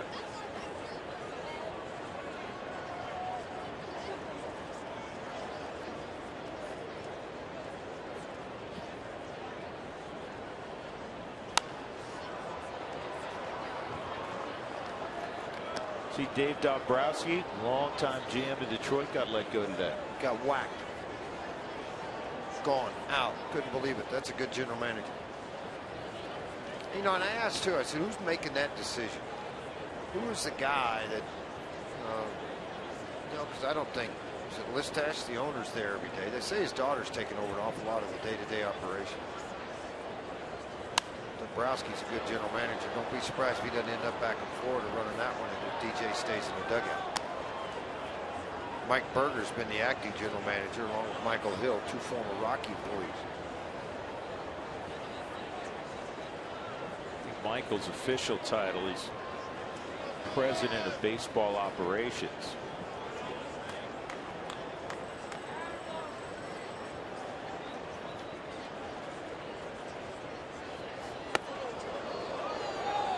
Had everybody done?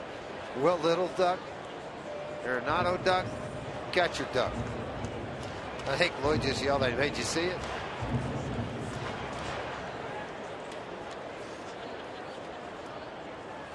Illich, excuse me. Yeah, Mike Illich. Yeah, owns the Tigers. Yeah, he chased one out of his zone there. Arenado will be disappointed with that at bat. Yep, and that's how he struck out earlier in the game. Easy to sit up here and talk about it, but a couple of pitches well out of the zone that Nolan chased. So there's 2 outs, and that'll bring up Cargo. Cargo, a couple of strikeouts on sliders against Fidel Nuno.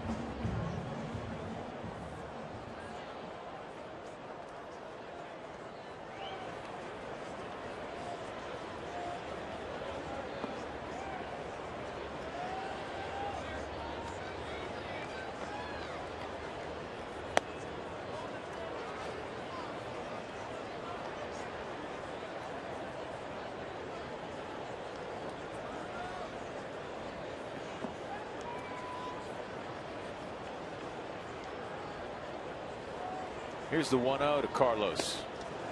And that's a pitch she's not recognizing tonight. He's done a really good job the last 6 weeks of letting that one pass. But tonight it's given him fits. A slider away. Well, you know, when I watch a good slider, I like to get off to the side of home plate. Because if it's a loopy slider that starts to break about 4 or 5 feet out in front of the plate, it's easy for a hitter to pick. If it's breaking right as it's getting to the batter's box and then really getting outside, that's a hard pitch for a guy to swing and hit and to understand what that pitch is. And that's what you see from Rasmussen. That's a hard slider diving away. And I wouldn't be surprised they didn't go back to it here after the fastball away for a strike. They will keep it out of his power zone. I guarantee you that. And it was a slider. 1-2-3 inning for Rasmussen. He has retired all four hitters he has faced. And we move to the 6th inning. Rockies and Mariners tied at 3.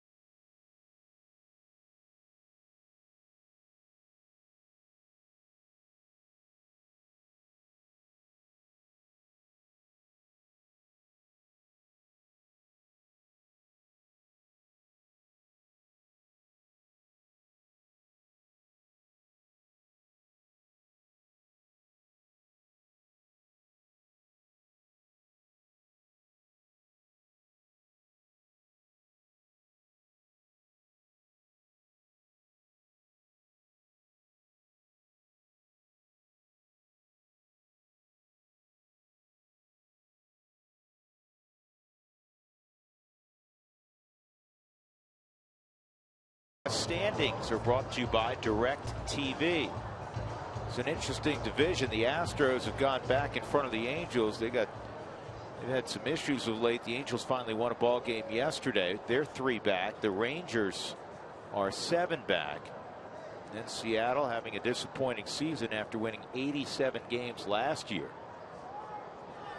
And the A's, we're so used to having the A's in the middle of things. I still don't understand what's going on. Lloyd McClendon having another conversation, this time with Will Little, the home plate umpire. I have no idea what the issue was. And hopefully that question is asked. Maybe Mark can ask it of Walt in the post-game interview that you will see on our Twitter post-game show. That's Rich Donnelly. Rich is telling jokes. I guarantee that. Is that not? No, he's running for office. Wherever Jerry lives, he's going to move there and run for mayor. He's recruiting him to move to Steubenville, Ohio. Yeah, there you go. I've been there. Great place. Maytag repairman. Go have coffee in the back. Well, I'd like to say hi to Jimmy Hartley, too, as their video coordinator for the Seattle Mariners, former Rocky employee, took the job there full time. Saw Jimmy the last couple of days, and today I saw him on the field running pass patterns with the relievers catching the football. Did not look quite the same as it did at Bonita High School about 12 years ago. Trumbo with a smash to center field. Second hit for Mark Trumbo. That'll bring up Brad Miller. Hey, if you want to get your hair cut, go down the right field line tomorrow. Right down there. And you can get it all done by Great Clips. And make a donation to Colorado Rockies. It'll all go to their charities. We'd love for you to do that. The stylists will be down the right field line. Look for the kiosk and get a free haircut and make that donation to the Colorado Rockies charities, and tip your stylist at least $100. That's what Drew does every haircut.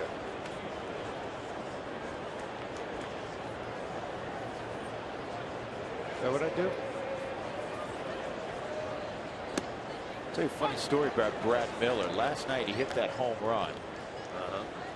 He honestly came back to the dugout after trotting around the bases. He said, I had no idea where I hit it. He said, I thought I hit a foul ball. He started slowly jogging to first. Literally did not know where the ball was until he saw Kyle Parker playing left field, running back toward the wall. Then he figured, well, I must have hit it pretty decent. It's an odd feeling for a hitter. You usually have a very good idea where the ball was hit. I'll help you out next time. Look at all the umpires. See what they're doing. I had that recently too. Joey Votto hit a ball. He knew where it was, but he didn't think he hit it out. And he stopped at second base, and the second base umpire turned to him and wiggled his fingers and said, "No, that's a home run."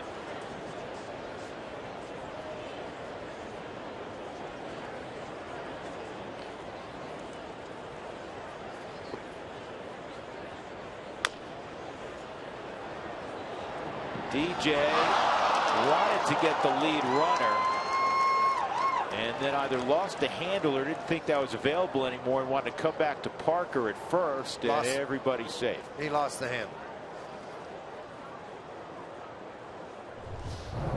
Fourth error of the season on DJ. That's all right. The Gold Glover's only got 4, and it's August. Right here, he started to snap, turn, and throw, but just didn't have a hold of the baseball. And when he turned around to look, Miller had hustled up the line. Guy that's played in as many games as DJ has this year and has just 4 errors. It's impressive. I don't know if he does it, but Sucre may be bunting here because Rasmussen's on deck, but I think they'd flip him out. And Sucre did square around. 3-3 game in the 6th. Did you see this monitor behind me over here that's got 4 squares on it? Right here behind me. Hey, goody, look right here. See, they got a bullpen and it shows they're warming up and they're getting really loose. He's getting loose so they can pinch hit for that guy down next to him. That's what I'm just thinking.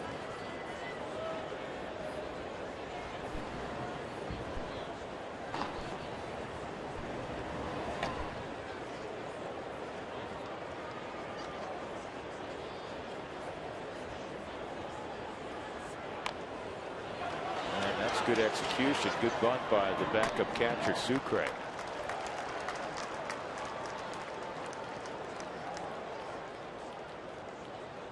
So Trumbo to third, Miller to second on the sac bunt.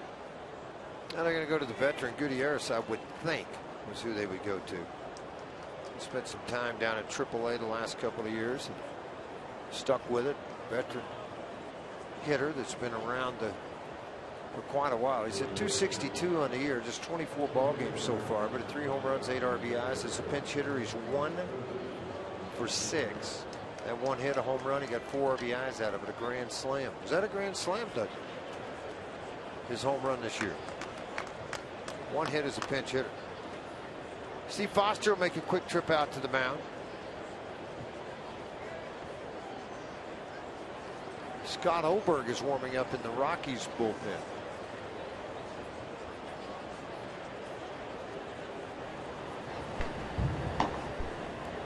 Now that 1 hit as a pinch hitter this year was a grand slam. If you're going to have for one Gutierrez. Hit, if you're going to have 1 hit, let that be the hit, right? It's a big hit as a pinch hitter. He's got a couple of other home runs and 4 RBIs. And 60 other at-bats. Good outfielder defensively, Franklin Gutierrez.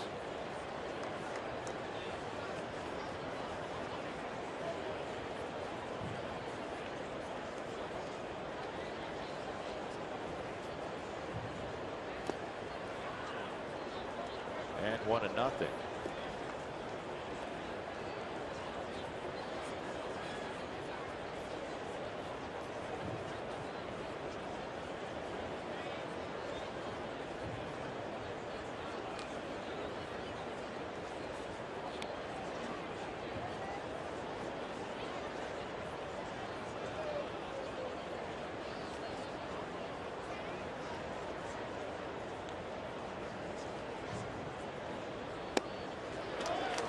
One ball, one strike.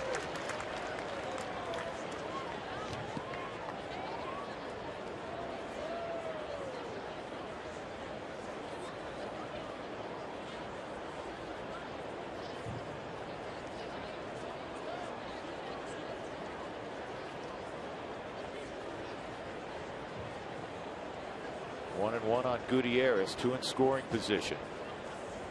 And that's a base hit.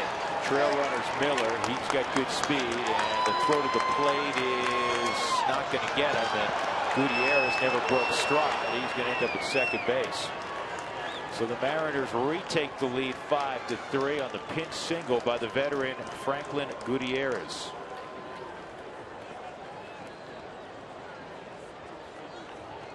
Trumbo gets it started with a base hit. The error at second base on DJ LeMahieu. Then it's curveball thrown by Christian Friedrich. And Gutierrez comes up with a base hit right back up the middle.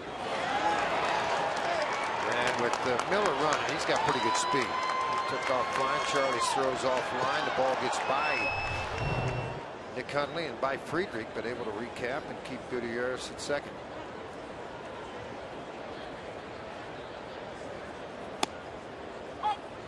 That's a strike on Austin Jackson.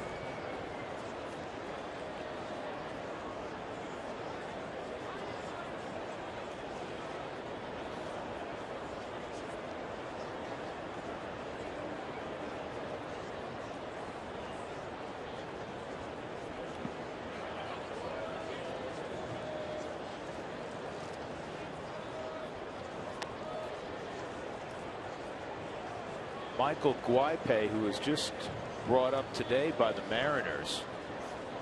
Looks like he's going to be the next man involved on the hill for Seattle.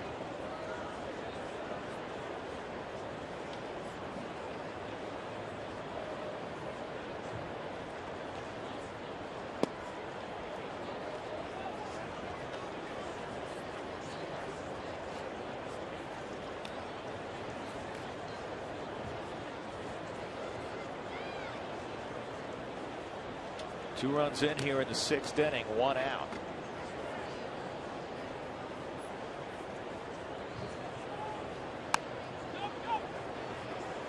A jam shot to Parker, 2 outs.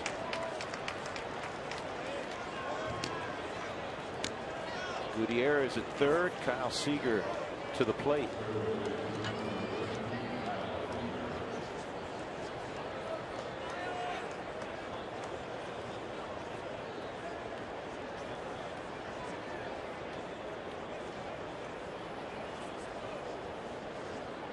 Rasmussen did a really nice job in this ballgame.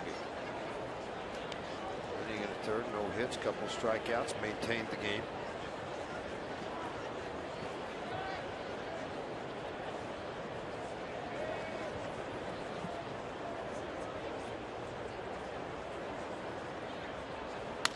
Ground ball to a retreating Nolan Arenado. Good hands by Nolan and a perfect throw to end the inning as he gets Seager. There were 2 runs in the inning on a couple of hits. There was also an error on the Rockies, and Seattle leads at 5-3.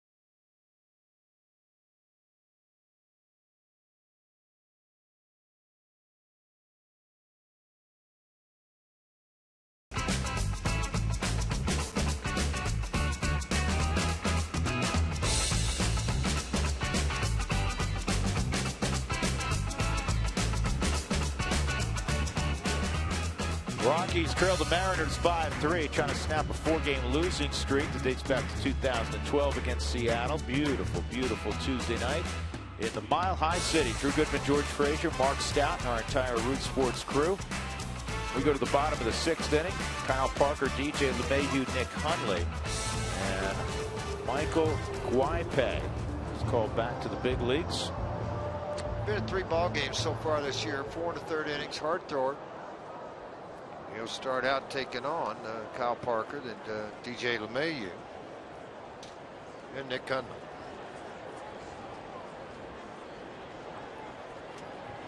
Parker's hit a couple ground balls to short.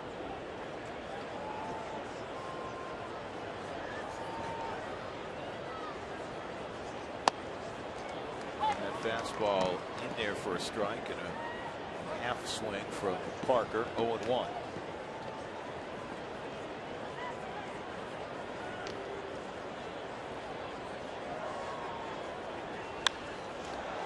Parker hits a high fly ball to deep right center field, way back and gone. First career home run for Kyle Parker, and it's 5-4. Well, he wondered what might have attracted Bill Smith to him as a #1 draft pick out of Clemson. Well, that's one of the reasons. He had big time pop in his bat. Really high, long drive on a slider down in the zone. Just goes down and gets it. The ball around his ankles. You see a full swing extension. We'll watch a pretty sight. Fly to that baseball going into the Seattle Mariners bullpen. Yeah, good for Kyle Parker. And good for the Rockies. Now a 1-run game. DJ LeMahieu's 2 for 2. 91 home runs at the minor league level for Parker as he progressed his way to the big leagues, up last year. And he has his first big league home run. A moment to remember. And he hit it in the bullpen too. They ought to be able to retrieve that ball.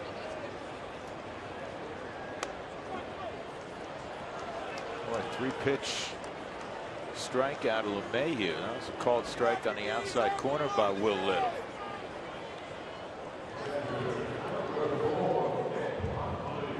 Nick Hundley hit a home run his last at bat. That tied the game at 3. Nick hit a 2-run shot in the 4th inning.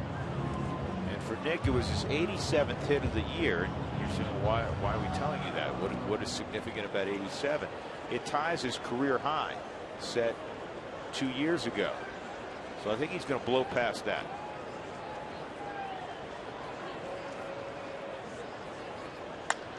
And guess what? He's going to go past it right here.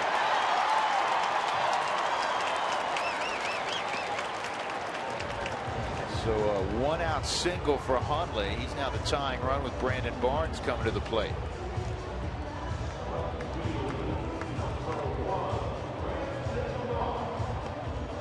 That's the thing about Nick, George. He went, you know what, 8, 9 rows deep in left center field. Next time up, it's a line drive down the right field line. He's using the whole ballpark. It's why he's hitting over 300. Well, he's doing a nice job staying inside out of the ball. He works at it in batting practice and carries that work ethic right into the ball game. Brandon Barnes at the plate. Barnes an intentional walk, and he fouled out down the right field line. A ball. Whoa. Oh.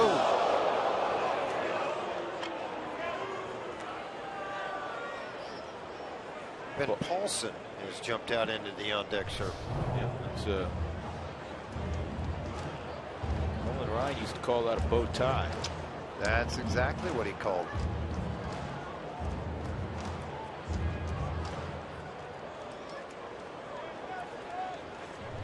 Barnes does everything fast. He hit the deck fast. He popped up fast. Yeah, it's like Mike Tyson and guys. You know, they knock you on the canvas, you pop right back up. A lot of guys. Let's go. You want to get it on? Come on. No, if you remember, George, the guys that Mike Tyson knocked on the canvas early on didn't get up and didn't want to get up. Early on. Early on. Later on, he was the one biting the little canvas. Or biting somebody's ear. 1-0. That's a strike. 1-1.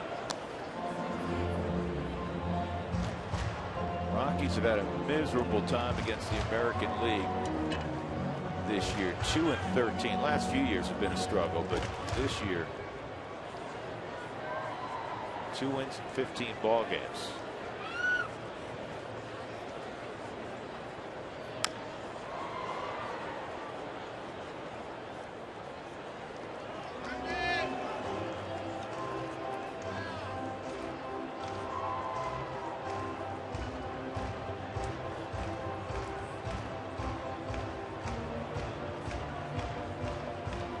Guipe.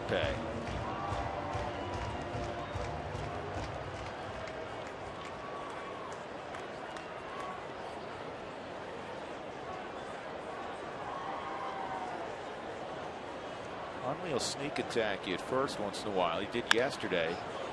It's foul for his 5th stolen base, matching a career best.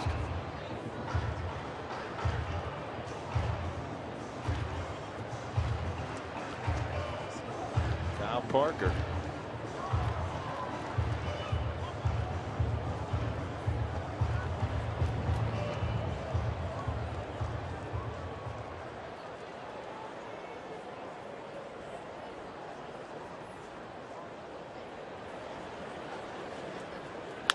This ball line to right, get down. Cruz gets there, and the throw back to first will not get Huntley.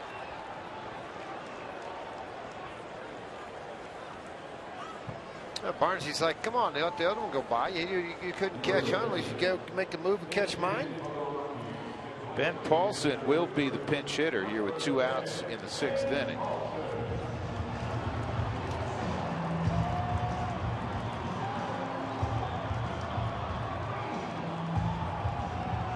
Two for 10 this year as a pinch hitter.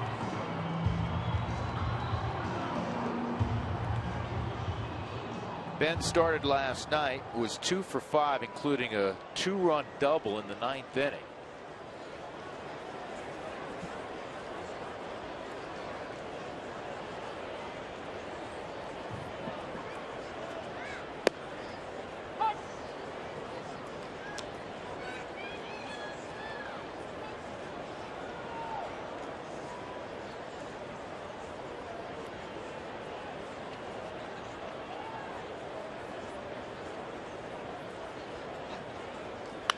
There's a base hit to center field. Huntley is going to stop at second. Ben Paulson just keeps on spraying line drives all over the ballpark. And occasionally over the wall as well. So a pinch single for Paulson, and that'll bring up Charlie Blackmon. I see what they got warming up down there in their bullpen. Lloyd McClendon's going to pop out of that dugout. I haven't seen anybody getting loose. There's still not anybody getting loose. He's going to go out and talk to the right-hander about trying how you're going to do to get Charlie Blackmon out. Well, he did get Ben Paulson on the line drive up the middle.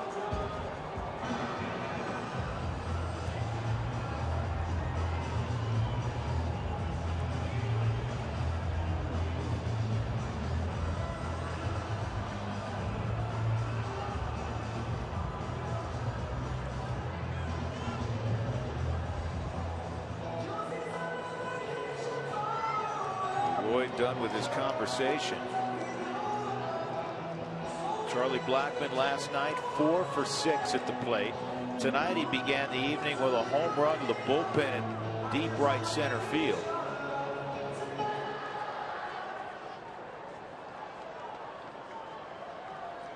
Throw out a hit here.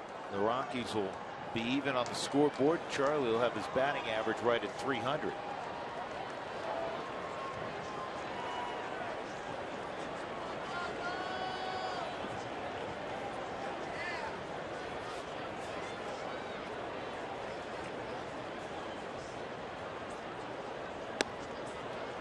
George, as the Brits would say about a well-struck golf shot, useful shot. Charlie Blackmon, useful player. Very.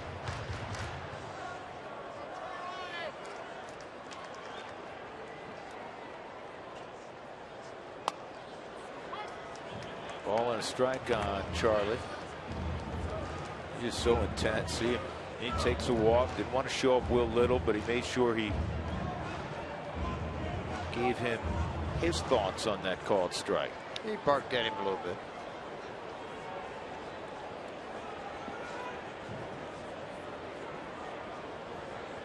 Hundley at second. Paulson at first.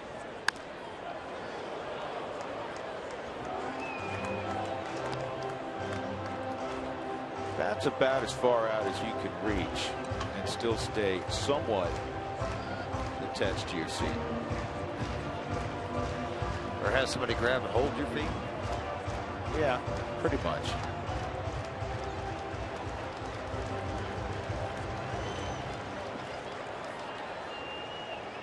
Beautiful, beautiful crowd here at the ballpark on a Tuesday night. Hope the Rockies can take the lead here with a big hit. Get him on a slider.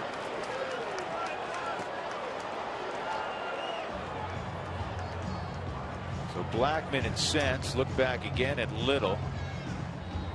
The Rockies get a run on the home run by Kyle Parker. His first career home run came on a slider. He went down and got it. And it's a one-run game as we go to the 7th and 20th at Blake.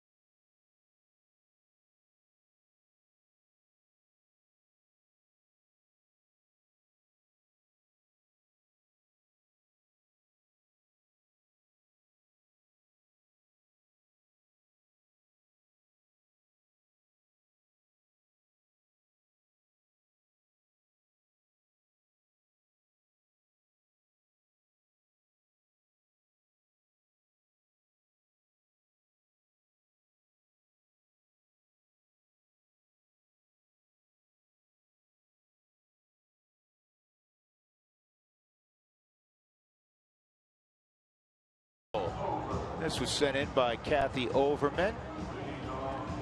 Bunch of happy kids at the ballpark. Love seeing that.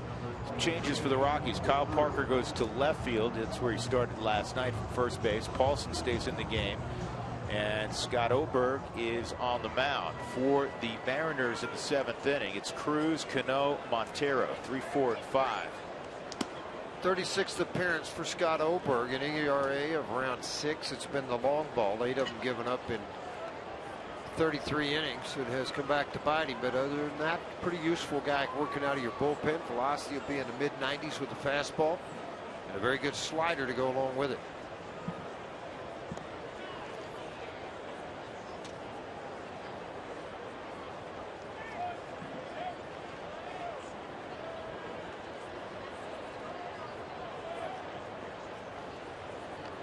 Oberg against Nelson Cruz. He got a hit of the infield variety in the 3rd inning to extend his hitting streak to 15 games. It is not the longest of his career. Back in his Texas Ranger days, he had a 19-game hitting streak.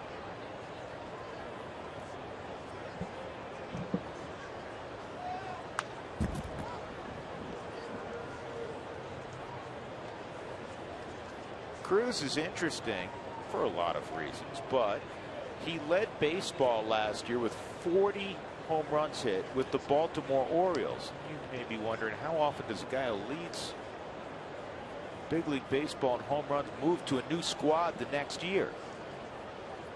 Well, it's happened before. Good pitch, 1 and 2.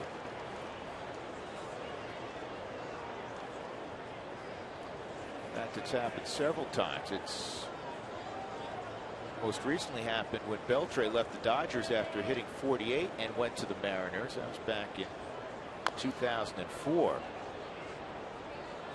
A-Rod went from the Rangers to the Yankees after hitting 47 and leading baseball. And then you have to go way back to the 40s when Hank Greenberg led the Tigers with 44 and 46. The next year he was a Pirate. Jimmy Fox in the pre-war years, 35. Went from the Phils to the Red Sox. And of course, Babe Ruth went, as we all know, from Boston and New York. Those two teams playing each other, and the Yankees beating the stuffing out of the Red Sox tonight, 13-3. That's 5 games in a row for Nelson Cruz. That matches his consecutive home run streak from earlier this season, and that is number 31 for Cruz. And when he hits them, they ain't wall scrapers. Yeah, they turn around the fastball. I don't care how hard you throw it. It's got to be in a really good location to get it. They wanted that ball in underneath the hands and cut right out over the middle of the plate. He stands on the plate relatively close, but he's extremely quick inside. An old teammate of mine, Jim Cott, who I think should be in the Hall of Fame, told me a guy crowds the plate, wants the ball in, and can turn on it in. Guys that stand way off of the plate, they're divers. They'll dive to that outside corner. They want the ball away. Mariners up 6-4. Robbie Cano, an RBI double in the first, a walk and a ground ball to third. This is a ground ball to DJ. 1 out, and that'll bring up Jesus Montero. He's 1 for 3.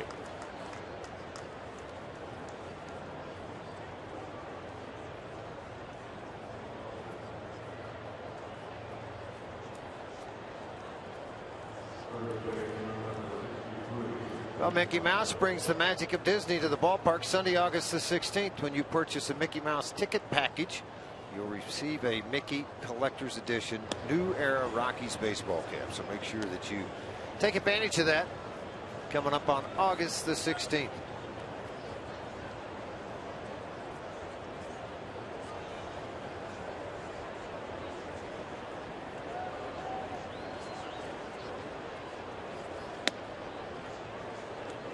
Said earlier they have some big dudes in this lineup. Nelson Cruz, obviously a big dude. This kid tilts the stadium when he walks around. But this team reminds me a little bit of the Chicago White Sox. You know, they're big. They're great big guys. Mark Trumbo. Yeah.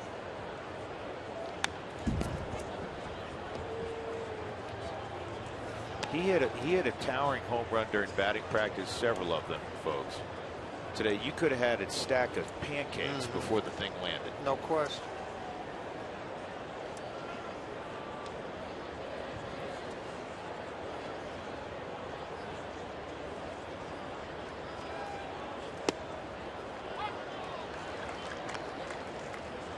Two and 2 on Montero.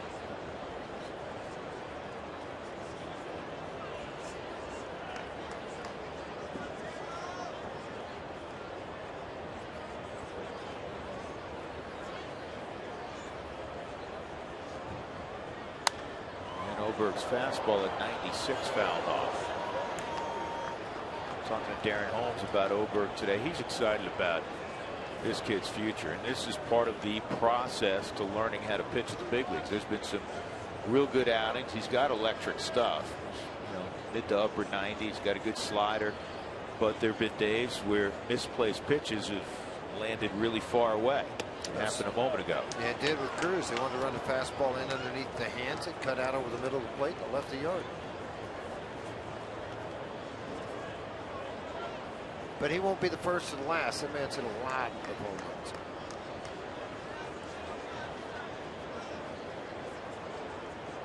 runs. 3-2 on Montero. Strike 3. He got it. 2 outs in the 7th. Well, he's missed a few. Charlie was a little upset with him. I'm glad he got the call here. Seemed to be a little bit up, but that's all right. Take the punch out.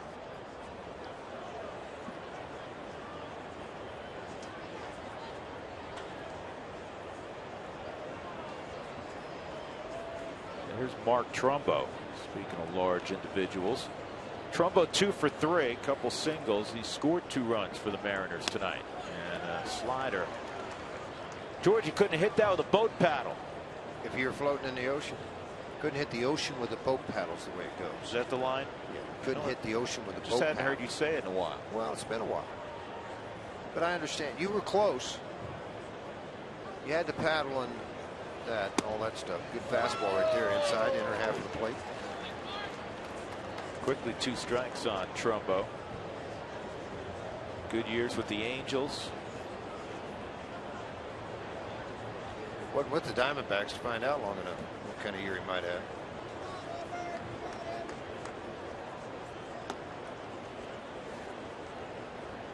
Rockies in the bottom of the 7th. They'll have Reyes, Arenado, and Gonzalez. Big Tuesday night crowd. Rock pile filled up. Good portion of the upper decks filled up.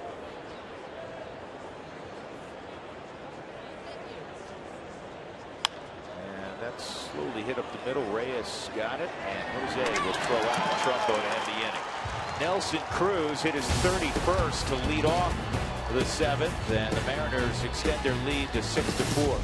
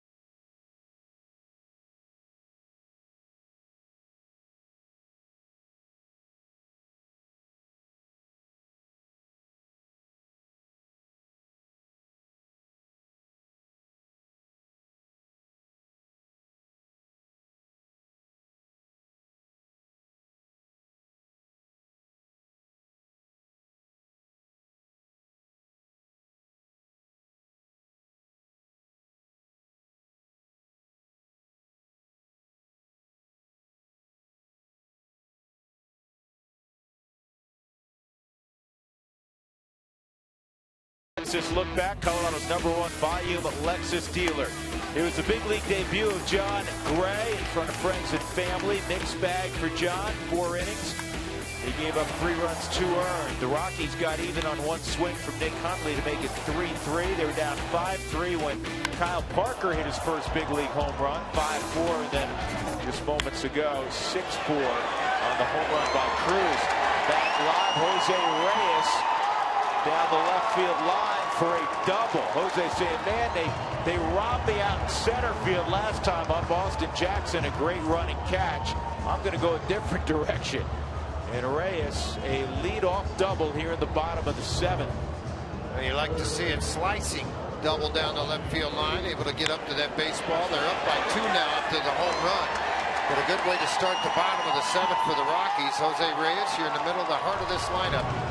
With Arenado, then Gonzalez. You hope out of this you get something to come in for a base hit, or maybe even a long ball out of one of the next couple of hitters and get this thing tied back up. So here's Nolan. Strikeout, drive to the wall in center, and then a strikeout where he chased a high fastball. Both times he's struck out in the ball game, he's been chasing pitches out of the zone. I don't know if that was a cross up or what. It was a strike, but immediately you see Jesus Sucre going out to talk to Michael Guipe. This would be the last hitter he would face. You got Gonzalez in the on-deck circle.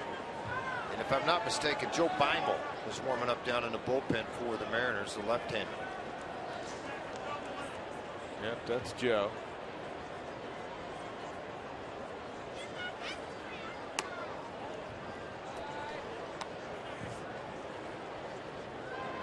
Rockies have Justin Miller and Rafael Betancourt in their pen.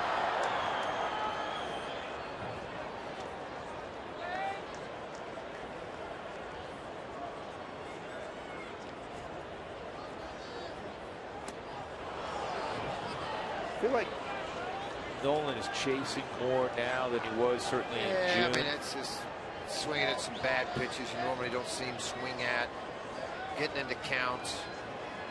It'll all square itself out. See what he's done. Runners in scoring position, 387 average, 8 home runs, 50 RBIs. Add to the total. Oh, that backed up inside corner. And Arenado has struck out 3 times tonight. 1 out, and we get a pitching change. Yeah, if a pitcher could figure out how to back a ball up on a slider consistently, make a lot of money in this game. Lloyd's going to double switch this. Let's see where he's going to go. Seth Smith will go to left field. Trumbo will come out of the ball game.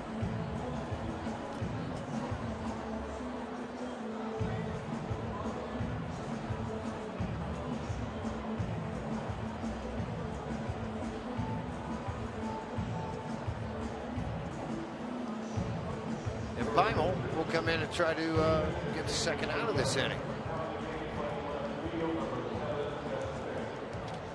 6-4 Seattle.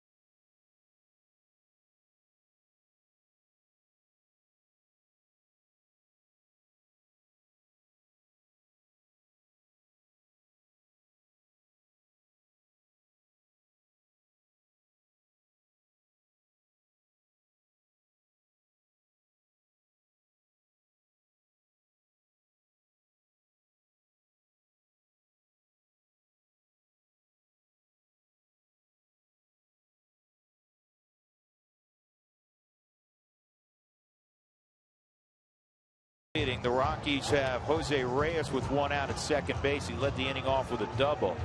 And the former Rocky Joe Beimel's on the mound. Seth Smith's in left field. And this from our colleague Ryan Spilborghs. Who's Seth Smith? I kind of remember him. Had some funny name like Mr. Late into the Evening, something like that. They got a whole lot too much time on their hands downstairs. Yeah, I think you're right, Frage. Billy's comedic writing. 35th ball game thereof. 35th ball game for Joe Beimel. He's handled the left-handers. 229 average. Gonzalez 0 for 1 in his career versus him. Only 1 left-hander in the Rockies lineup has gotten a hit. That's Del Calso. Paulson's 0 for 1. Morneau 0 for 2. He's not active, obviously. Reyes is crushed. 6 for 3. I like it. He's at second.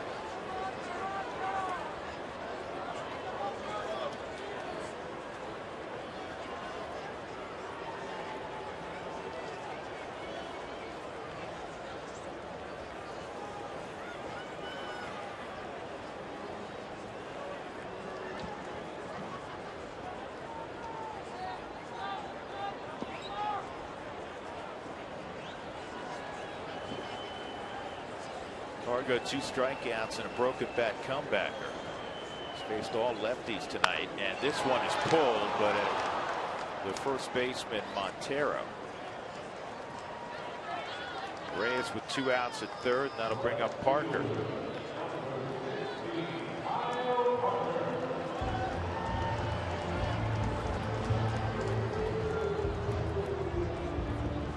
They don't have another right-hander warming up down their bullpen. It's empty.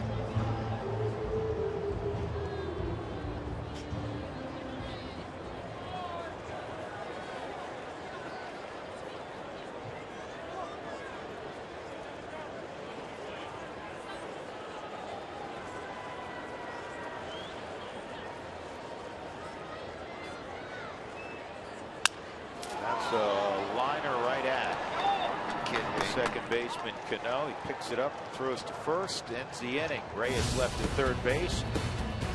To the 8th inning we go, 6-4 Seattle.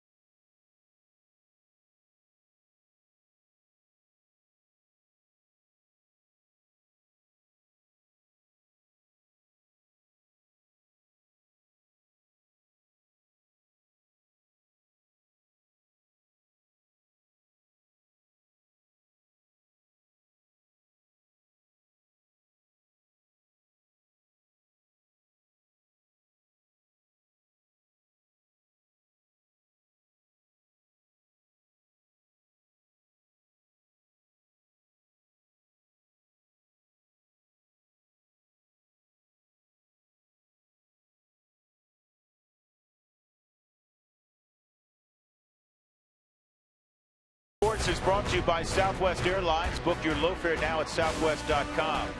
By Mike Shaw Subaru, always our lowest price and sales and service guaranteed. And by the Courtyard by Marriott, Western elegance in the cultural heart of the city. You a roller coaster guy, George? No. Nor am I. 6-4 Seattle. Look at Elitch's busy tonight. Look how fast. People love those rides. I mean, they're just flying from ride to ride. I can't do those. Rafael Betancourt's on the hill now for the Rockies to pitch the 8th inning. He has been terrific, especially of late. 7 straight scoreless appearances for Rafi. I mean, I would like to be able to go do those. I just can't do them.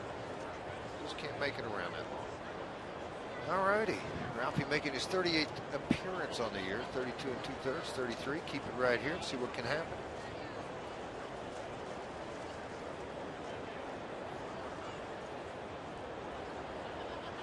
Brad Miller will lead things off.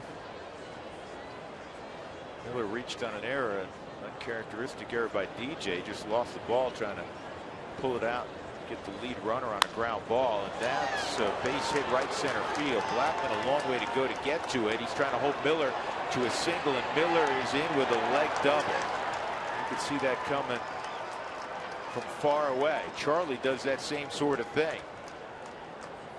You hit it east or west of the center fielder at Coors Field, and you run pretty well and get out of the box, you can produce a double on what ordinarily would be a single. Absolutely. That's exactly what happens to you. It's so big out here, but you got to really come out of the box quick. If you don't, cut a good first bag at first base, you're going to have a chance to get thrown out.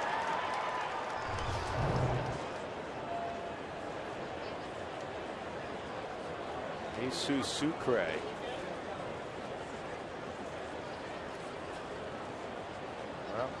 Yeah, difference. Now we got something going on. Walt wants. Was there a tag at second base where a hop off the bag? Because they're going to go look at this in New York. It's the only thing I can imagine, right? Right. You can see Brad Miller talking to his shortstop counterpart Jose Reyes about it.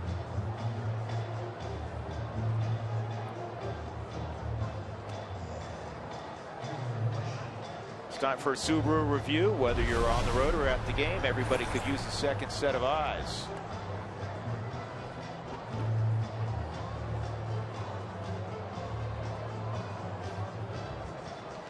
He's on the bag. He's on the bag. He's being tagged. I mean, I think some of the body was on the bag the whole time. It looked like.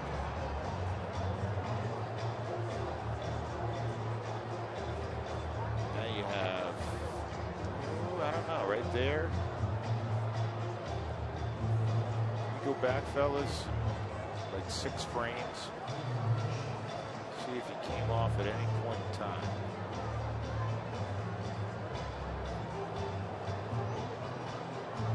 Stop it right there. Yep, got him. Got him. Well, I don't know if think the hands were off, the hips up, the body's not touching. Yeah, but I don't know if they can see the glove definitely touching the body. That's the problem. See, I don't know if we have another angle of that. See if this one shows it. This will be tougher to tell. You're not going to learn from that one.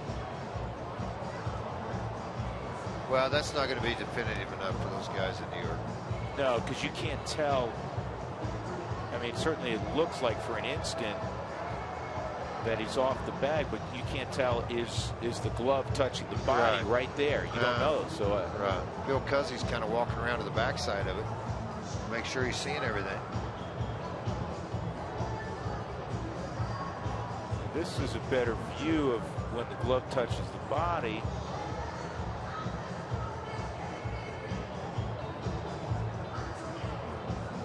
Find out right now. How about that? Jerry Davis will let you know. Say. So it stands a leadoff double for Brad Miller. Certainly worth the gamble by Walt.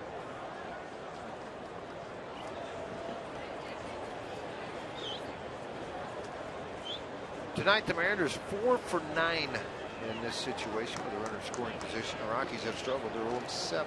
Not so sure the way Sucre got the bunt down last time that he doesn't go ahead and bunt right here again.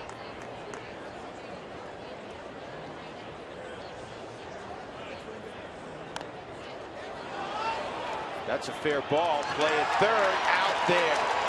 Nice job by Nick Hundley. Sucre got it down. He just didn't get it out. And that benefited the Rockies. So 2-5 on the fielder's choice. There's one out. Little things in the National League, you don't get them accomplished that often, and Sucre doesn't do it. The ball bounced right out in front of the plate. It is a fair ball. The snap throw to Nolan and the tag applied. No argument there. Jerry Davis basically right on top of this play. Look at Jerry come in on this. He's going to stare right at it. You better believe it. We got him. Make sure Nolan catches it clean. Tags applied. Seth Smith will come on to face Rafael Betancourt now.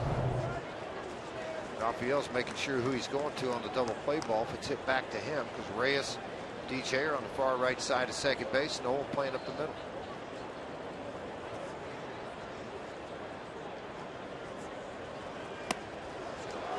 I can't remember ever seeing Seth Smith bunt a ball.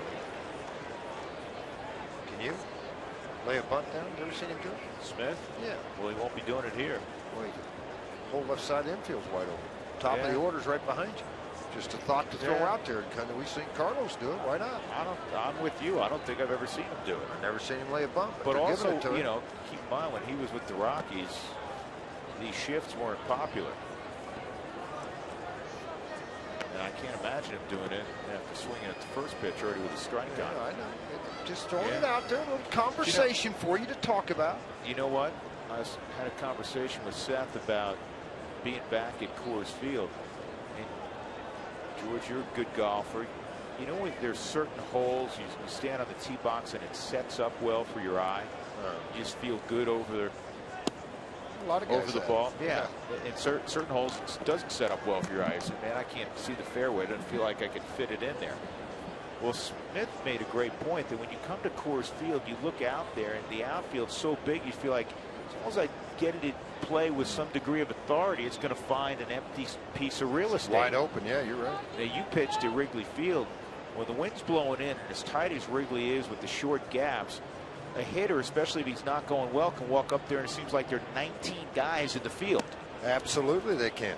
I mean, and that's the thing about Wrigley Field, even at Fenway, with the short porch in left field. Wind's blowing in, you got the big right field, still you pitch to it. He was telling some of his teammates that were unfamiliar with Coors Field, he goes, fellas, it's not the home runs here. He said it's all the balls that fall in front or go in the gap. And the walks. And that's what hurts teams. You start walking guys, you start giving up some of those line drives. Well, it was evident, and Cano hit that ball left center off Charlie. Charlie had to try to chase it down and scoot it right under him. Seth fouls that off, 3-2.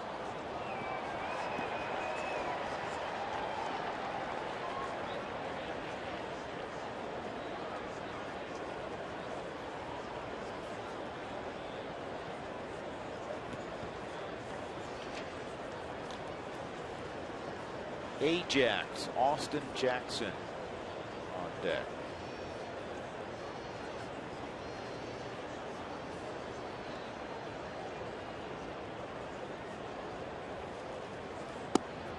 Ball 4. Rear walk from Rafael Betancourt, and that'll put 2 men on. Sucre to second.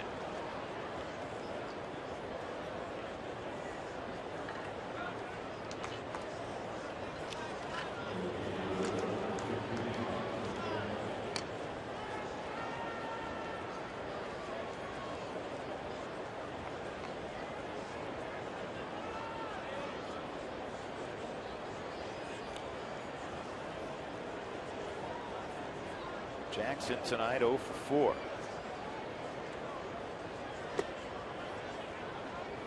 Jackson, a .277 hitter in his career with the Tigers. He's hit just .243 in a Seattle uniform.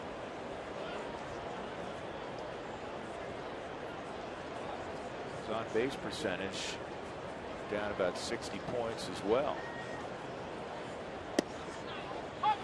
1-1 on Jackson.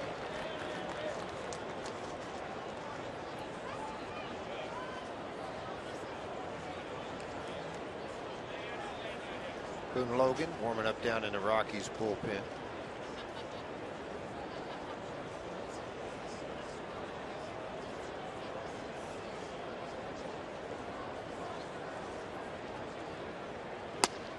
Good fastball.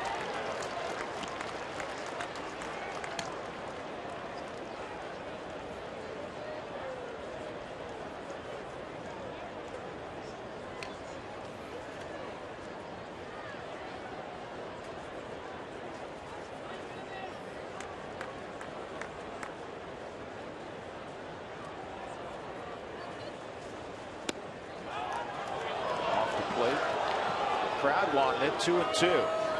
Raffy wanted it. Well, let's take a look at it. I can understand why they wanted it. You just drive me nuts. Boy, umpire way out. It was 1 ball out. It was a seam outside the zone.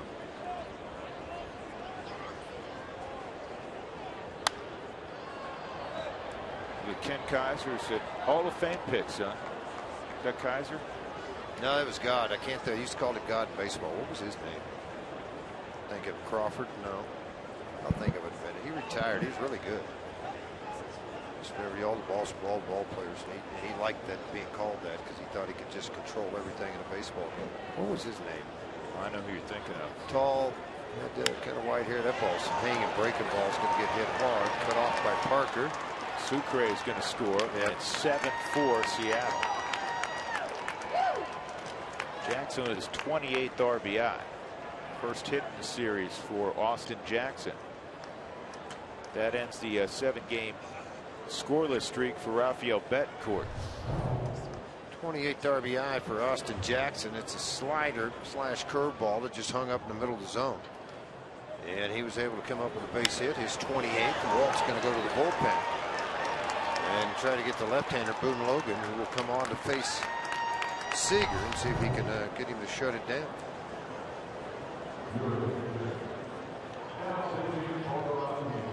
Seven for Mariners.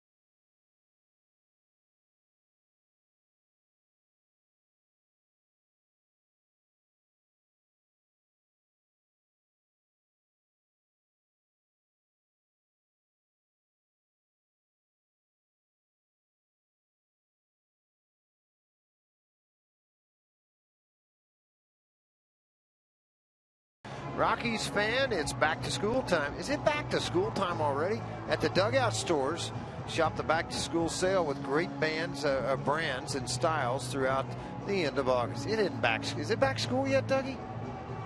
No, come on. It's the 4th of August. School doesn't start like 31st, does it? Starts a little earlier. By the way, this is Boone Logan's 500th career appearance. That's pretty cool. 44 appearances for the Rockies, making his 45th right now. 26 and 17 over that time. 373 strikeouts and 357 and 1/3 innings. The 381st major leaguer with 500 or more games. Great information, Doug. Good work again. Elizabeth would be proud of you. How's she feeling, by the way? A little better? Elizabeth, his daughter's been running a little fever. Doing better. 7-4, the Rockies trail in this one. Kyle Seager, excuse me. Left on left matchup, and this guy plays every day. He's 3 for 6 in his career against Boone Logan. 1 ball, no strikes, as that was above his head.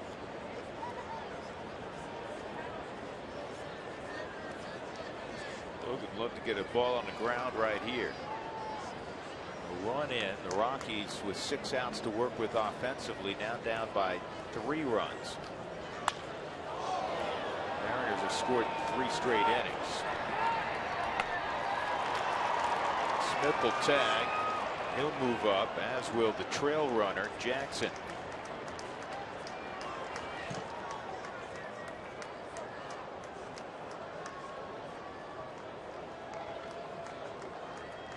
And that'll bring up Nelson Cruz. Cruz 0 for 1, Cano 0 for 5. You're going to walk Cruz. You're not going to let him swing the bat. And then you go to Cano with the bases loaded. He's 0 for 5 in his career versus Boone Logan, former teammates with the New York Yankees. Logan's 5 appearances, that came against him when he was with the White Sox uniform. Nelson Cruz trailing Mike Trout in the home run derby in the American League. If he were to lead the league in home runs, he would become just the 2nd Mariner ever to lead the American League in home runs. You know who led the league in the past for the Mariners? Ken Griffey Jr. Did it 4 times. No. Yep. You sure? I'll double check that. You know he's special assistant to Jack Zarincic right now. Did you know that with the Mariners? He is. What year is he eligible? Is he eligible next year or two? Next year, I think. Next year. So he'll be going into the Hall of Fame next year.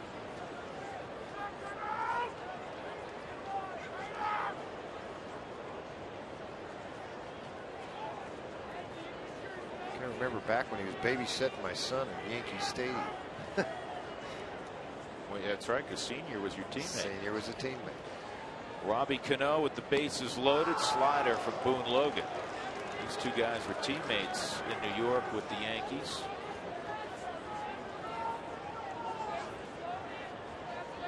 But neither one of these guys are old enough to have a kid that could babysit each other's kids, so that probably didn't happen. No, that didn't happen.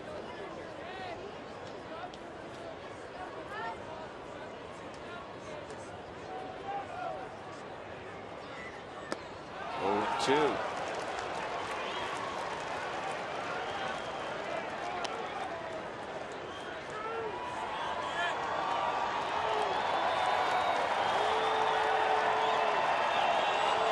Cano 0 for 5 against Logan.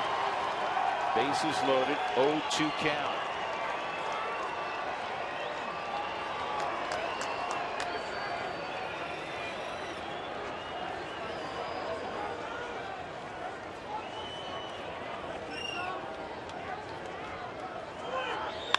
Slider, and that was in the middle of the plate.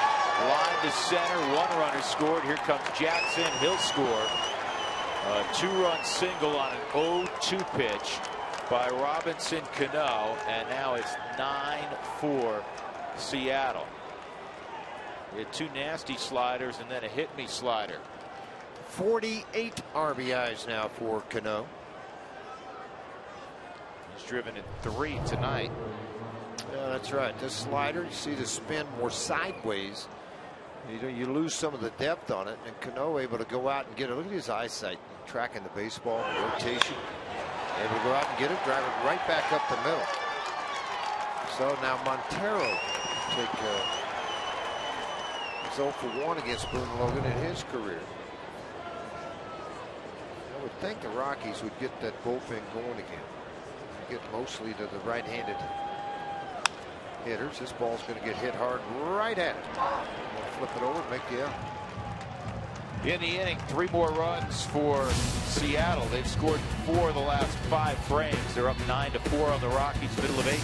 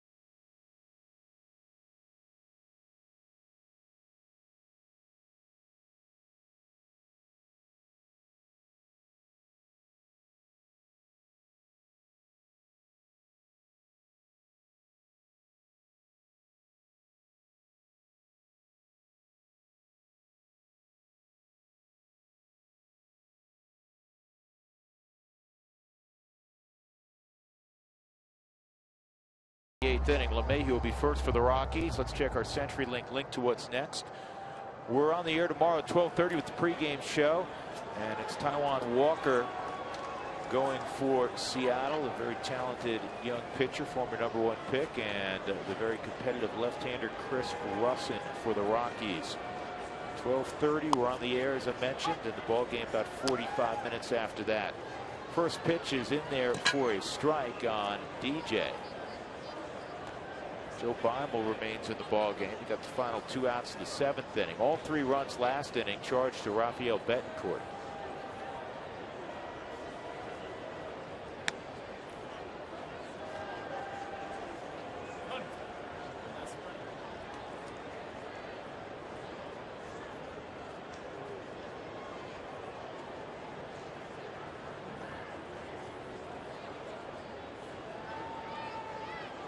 LeMahieu's 2 for 3.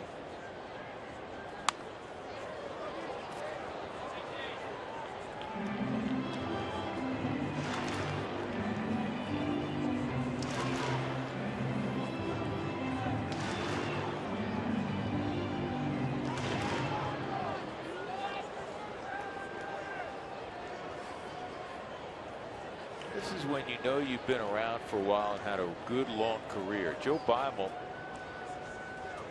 was granted permission to miss a ball game in late May to attend his son's graduation. It's kind of like George was talking about with Ken Griffey Sr. having a youngster around who can babysit other players' kids. 2 balls, 2 strikes.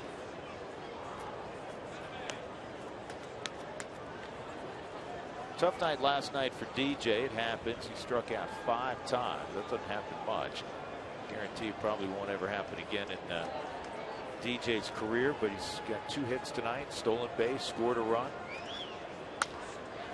On the ground to Robbie Cano.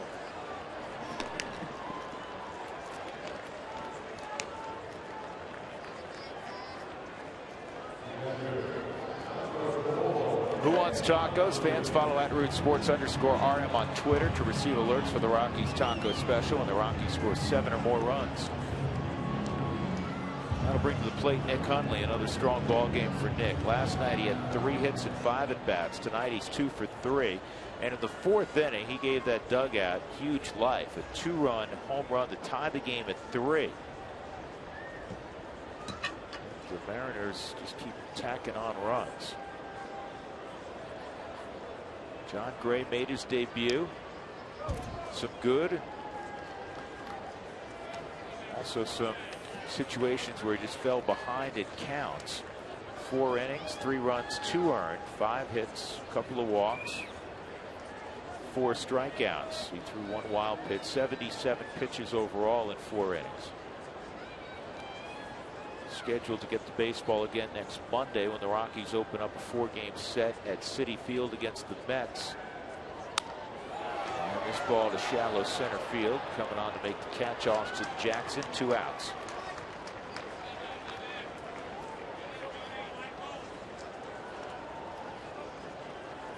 There's John Gray.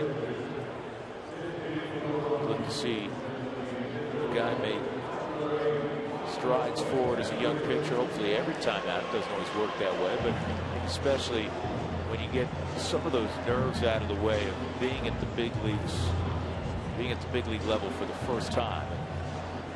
I'm sure John learned a great deal, even though it was a shorter type of outing. He's talking with another young guy that's still learning to trade at this level, and a good friend, Eddie Butler. Mike McHenry hitting in the pitcher spot here. Pitcher spot now the 8-hole after a double switch earlier. Ben Paulson pinch hit in the 6th inning, stayed in the ball game at first base.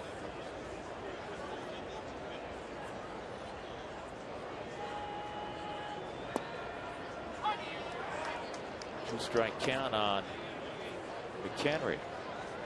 Beimel's one of those hard guys. You got to check the media guide with him. He's been so many places. I'm wondering if these 2 guys overlapped at Pittsburgh.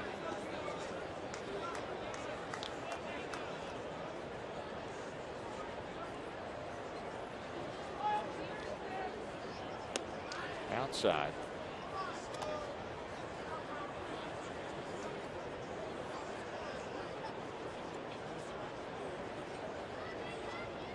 Lloyd McClendon, former skipper of the Pirates. He coached Mike McHenry.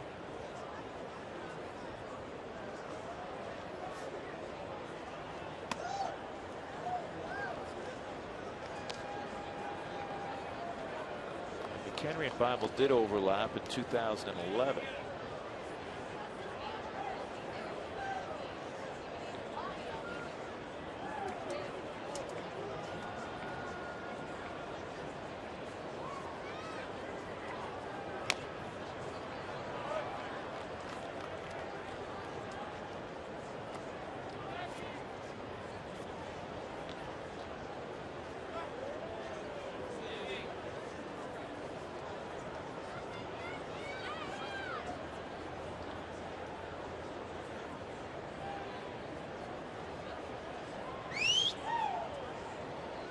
Two outside, 3-2.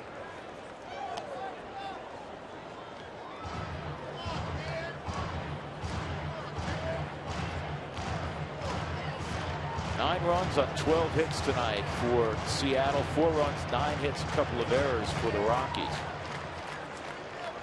Brief stay at home after the game tomorrow afternoon. The Rockies will head to Washington. Seattle will return to the Pacific Northwest.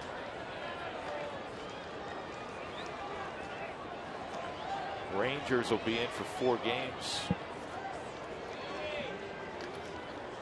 Or actually for 3 games. I'm looking at the wrong series. They'll have an off day on Thursday, and then it's Texas and Baltimore. Worst travel city in baseball. Seattle then will go to Boston for 3 and then Texas for 3.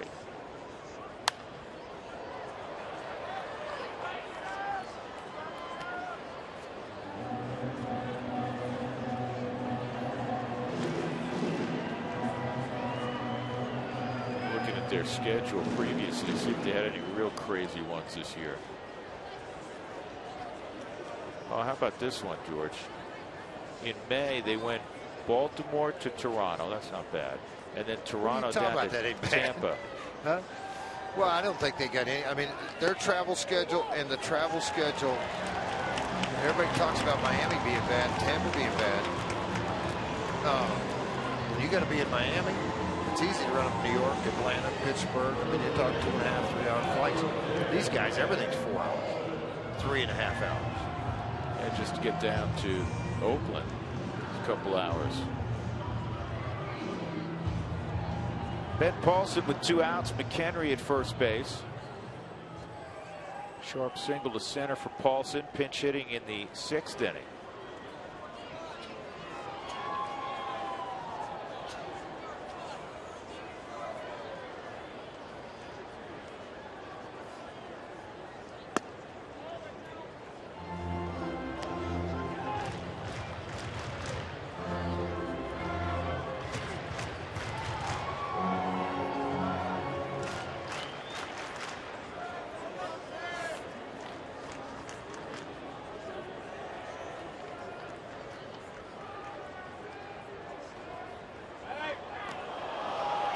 Got McHenry picked off. That'll end the inning. We'll go to the 9th. The Mariners leading 9-4.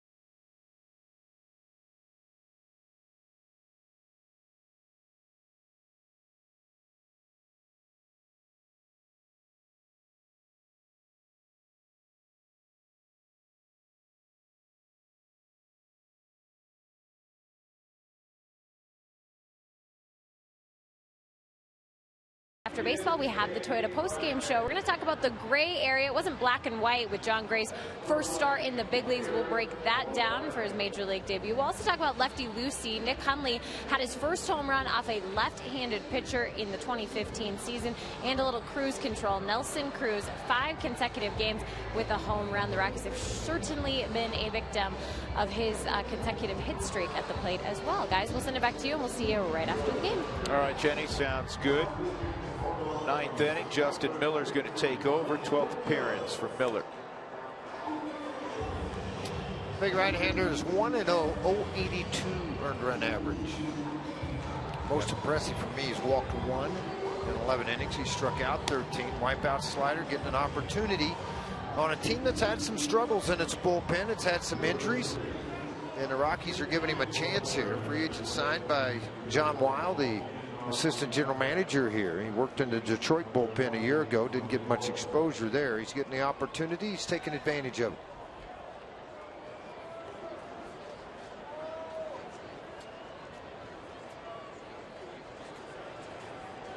Logan Morrison's going to be the pinch hitter. It's the pitcher spot. Brad Miller, then Jesus Sucre.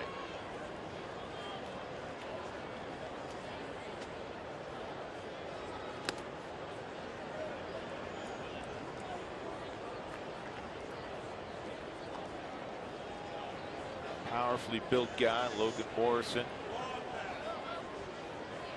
Former Marlin. Speaking of bad travel situation, so he goes from Miami, which has tough travel issues, and goes to Seattle.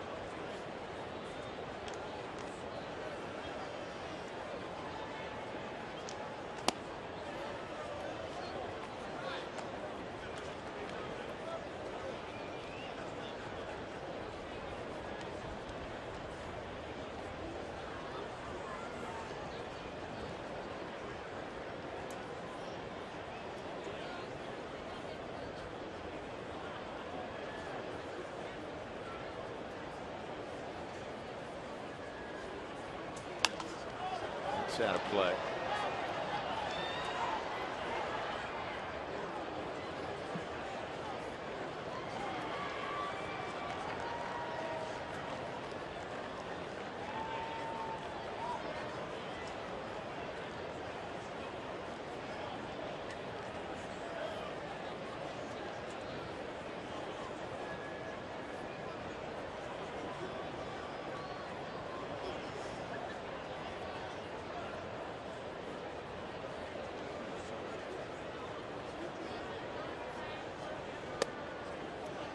Two and two on Morrison.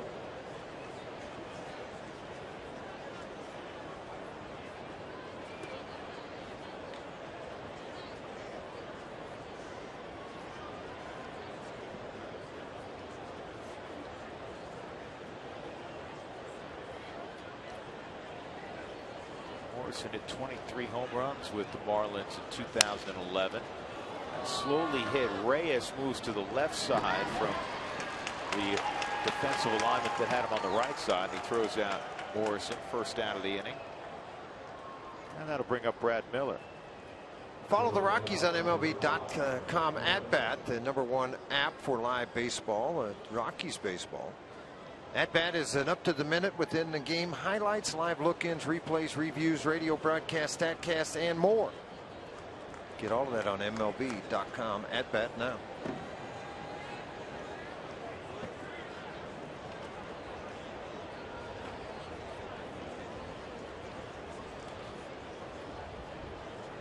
He's a 25-year-old shortstop, Brad Miller. And a base hit for Miller. He's had a good series. Yes, he has. That average coming into the series, starting last night, was 236. After that base hit, 245. He raised it 9.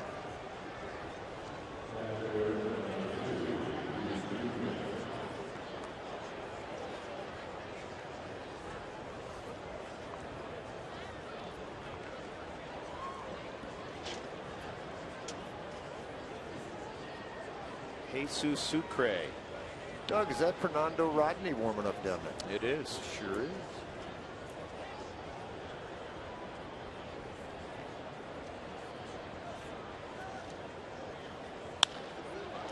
in the air to center field.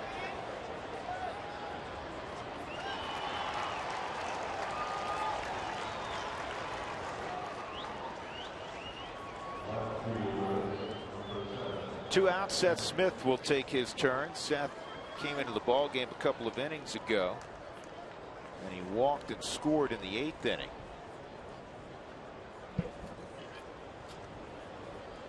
Hey, Goody, I just want to say something. Yeah. The booth got a whole lot better looking. Your wife walked in with 2 of her friends. Well, you need to have them come around more often, will you? Agreed. It's great to see your beautiful bride at the ballpark.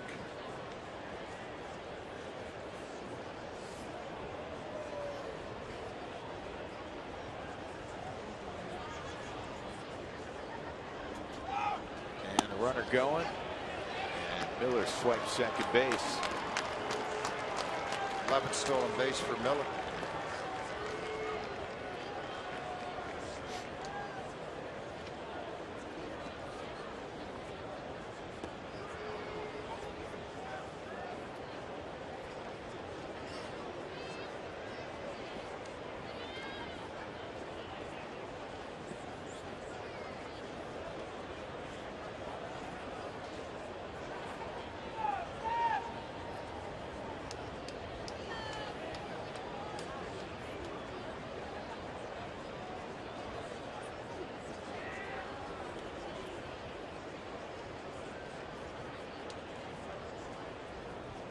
Smith lines this down the right field line of the corner. Brad Miller will score the 10th run for Seattle.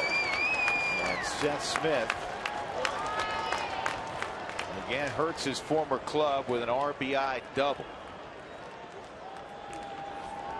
Looking up on that scoreboard. I'll watch a replay first. I'll tell you what I'm looking at. 23rd double for Smith. Yeah, that's a bunch, isn't it? This line drive down into the corner, out of the reach of Ben Paulson. And Smith will be able to jog into second base. You know, one thing he's always been able to do, and that is swing the bat. 255 on the season. A lot of big hits late in ball games. Not good when in a 9-inning game a guy's getting his 6th plate appearance, and that's the case for Austin Jackson. He's 1 for 5. So I'm looking up at the scoreboard. 2 in the first for Seattle. Then John Gray threw up a couple zeros. 4th inning they got a run. 5th inning was a zip. Then 2 in the 6th, 1 in the 7th, 3 in the 8th, and a run here in the 9th. They have scored in 6 of the 9 innings tonight. And a couple of crooked numbers too. That's kind of jumps out at you. 3 on Betancourt. And that rough inning in the 8th. So the Rockies are giving up 18 runs in the first 2 games here against Seattle. 1-1 on Jackson.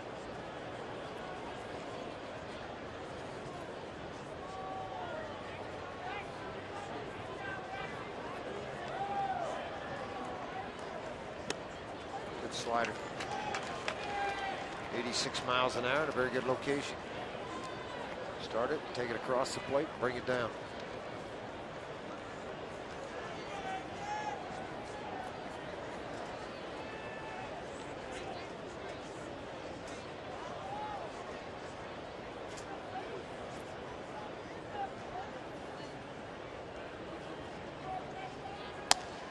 Dismiss.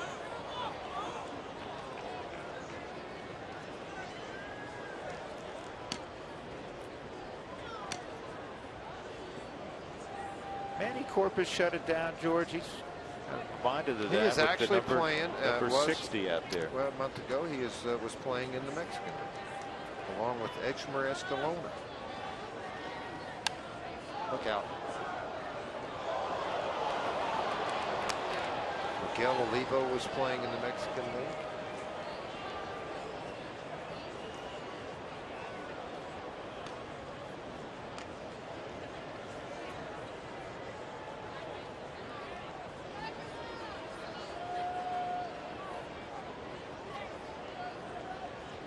Manny wore number 60. Here's the 2-2 from Justin Miller, and it's 3-2.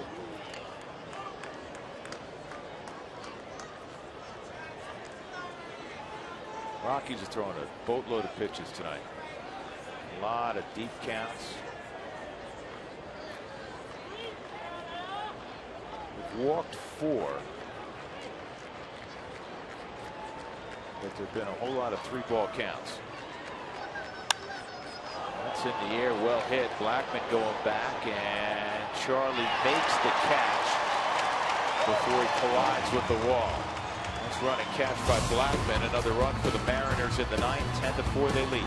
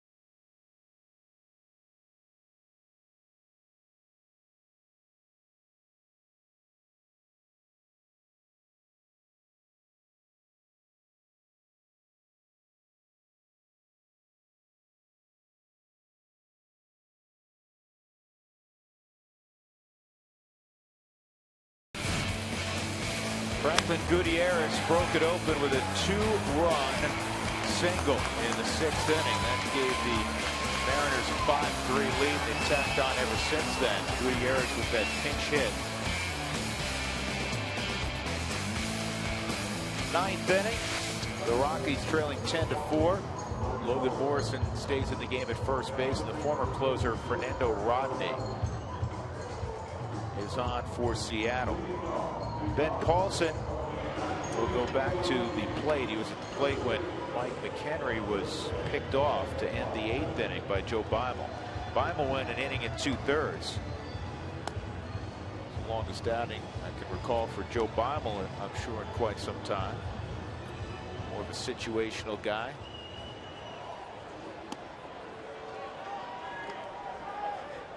So Rodney, the former closer with Tampa and also Seattle,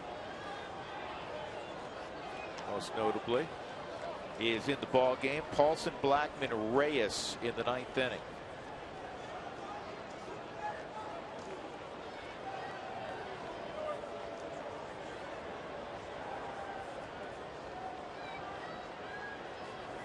Rodney time with Detroit. That's where he came up. Most of his career spent in Detroit, then on to the Angels. Say 48 games, then 37 back-to-back years for Tampa. Reached the All-Star game for the first time in that 2012 season with Tampa. He was an All-Star last year, in fact, with Seattle. 48 more saves last year for the Mariners. Sometimes it comes and goes for closers, and they have to get relieved of their duties, and then oftentimes they revisit that spot. It's happened to John Axford. It's happening right now to John. John's not working the 9th inning for the Rockies currently. He's been great in that spot before, lost it, returned to it. Comes with the territory. That's fouled off. 1-2.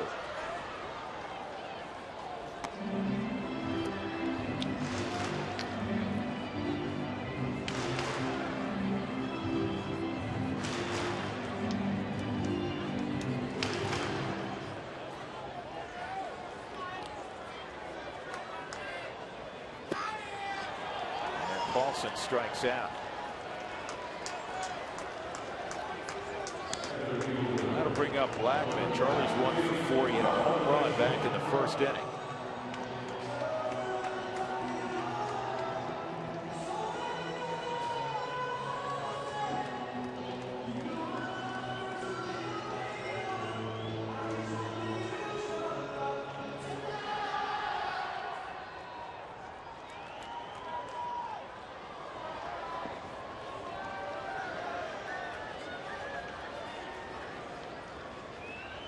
And the 38-year-old hits the strike zone there with a changeup.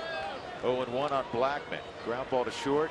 Strikeout looking, strikeout swinging for Charlie.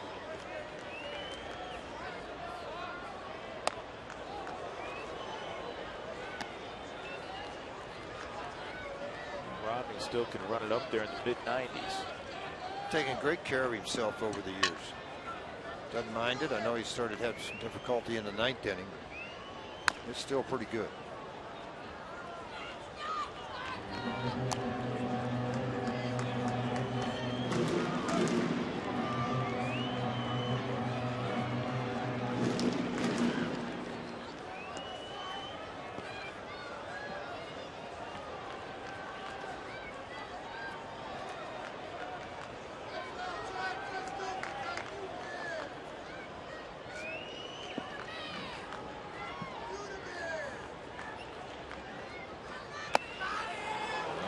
Strikes out Charlie. 2 outs.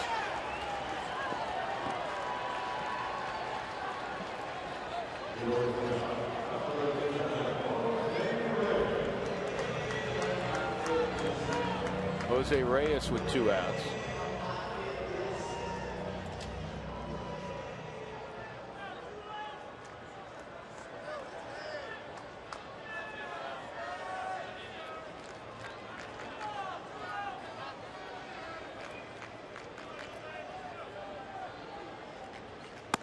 Outside, Reyes hit the ball hard a couple times tonight. A double his last time up.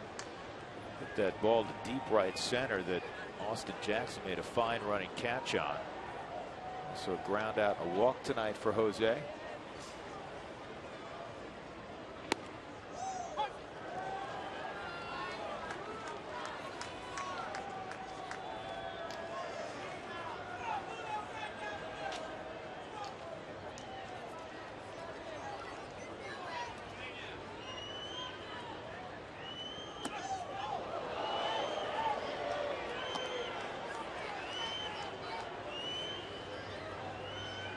Two and one on Reyes. Again, the Rockies tomorrow will send Chris Russ into the mound, an afternoon affair. A bouncer to third. Seager's got it, and that's the ball game. The Mariners were relentless offensively tonight. They scored in 6 of 9 innings, and they win it going away 10-4. Robbie Rasmussen gets his first victory in a Mariners uniform. He came recently from Toronto. He's 1-0. It is his first career victory, in fact. Christian Friedrich out of the pen takes the loss. Christian is 0-3. And the Rockies fall a season high 17 games beneath 500. They're now 44-61. Seattle improves to 50-58. 10-4 the final as we go to center field to Jenny Kavanaugh and the gang. Jenny, all yours. All right, Drew, thanks so much. Coming up on the Toyota post-game show, we'll revisit Jon Gray's major league debut, see if there was any hints in his debut today that could tell what's in the future. There's going to be some highs and lows, and we've seen it, but tonight, a lot more lows than highs. Like 6 2-out runs again tonight. We'll break it all down coming up on the Toyota post-game show.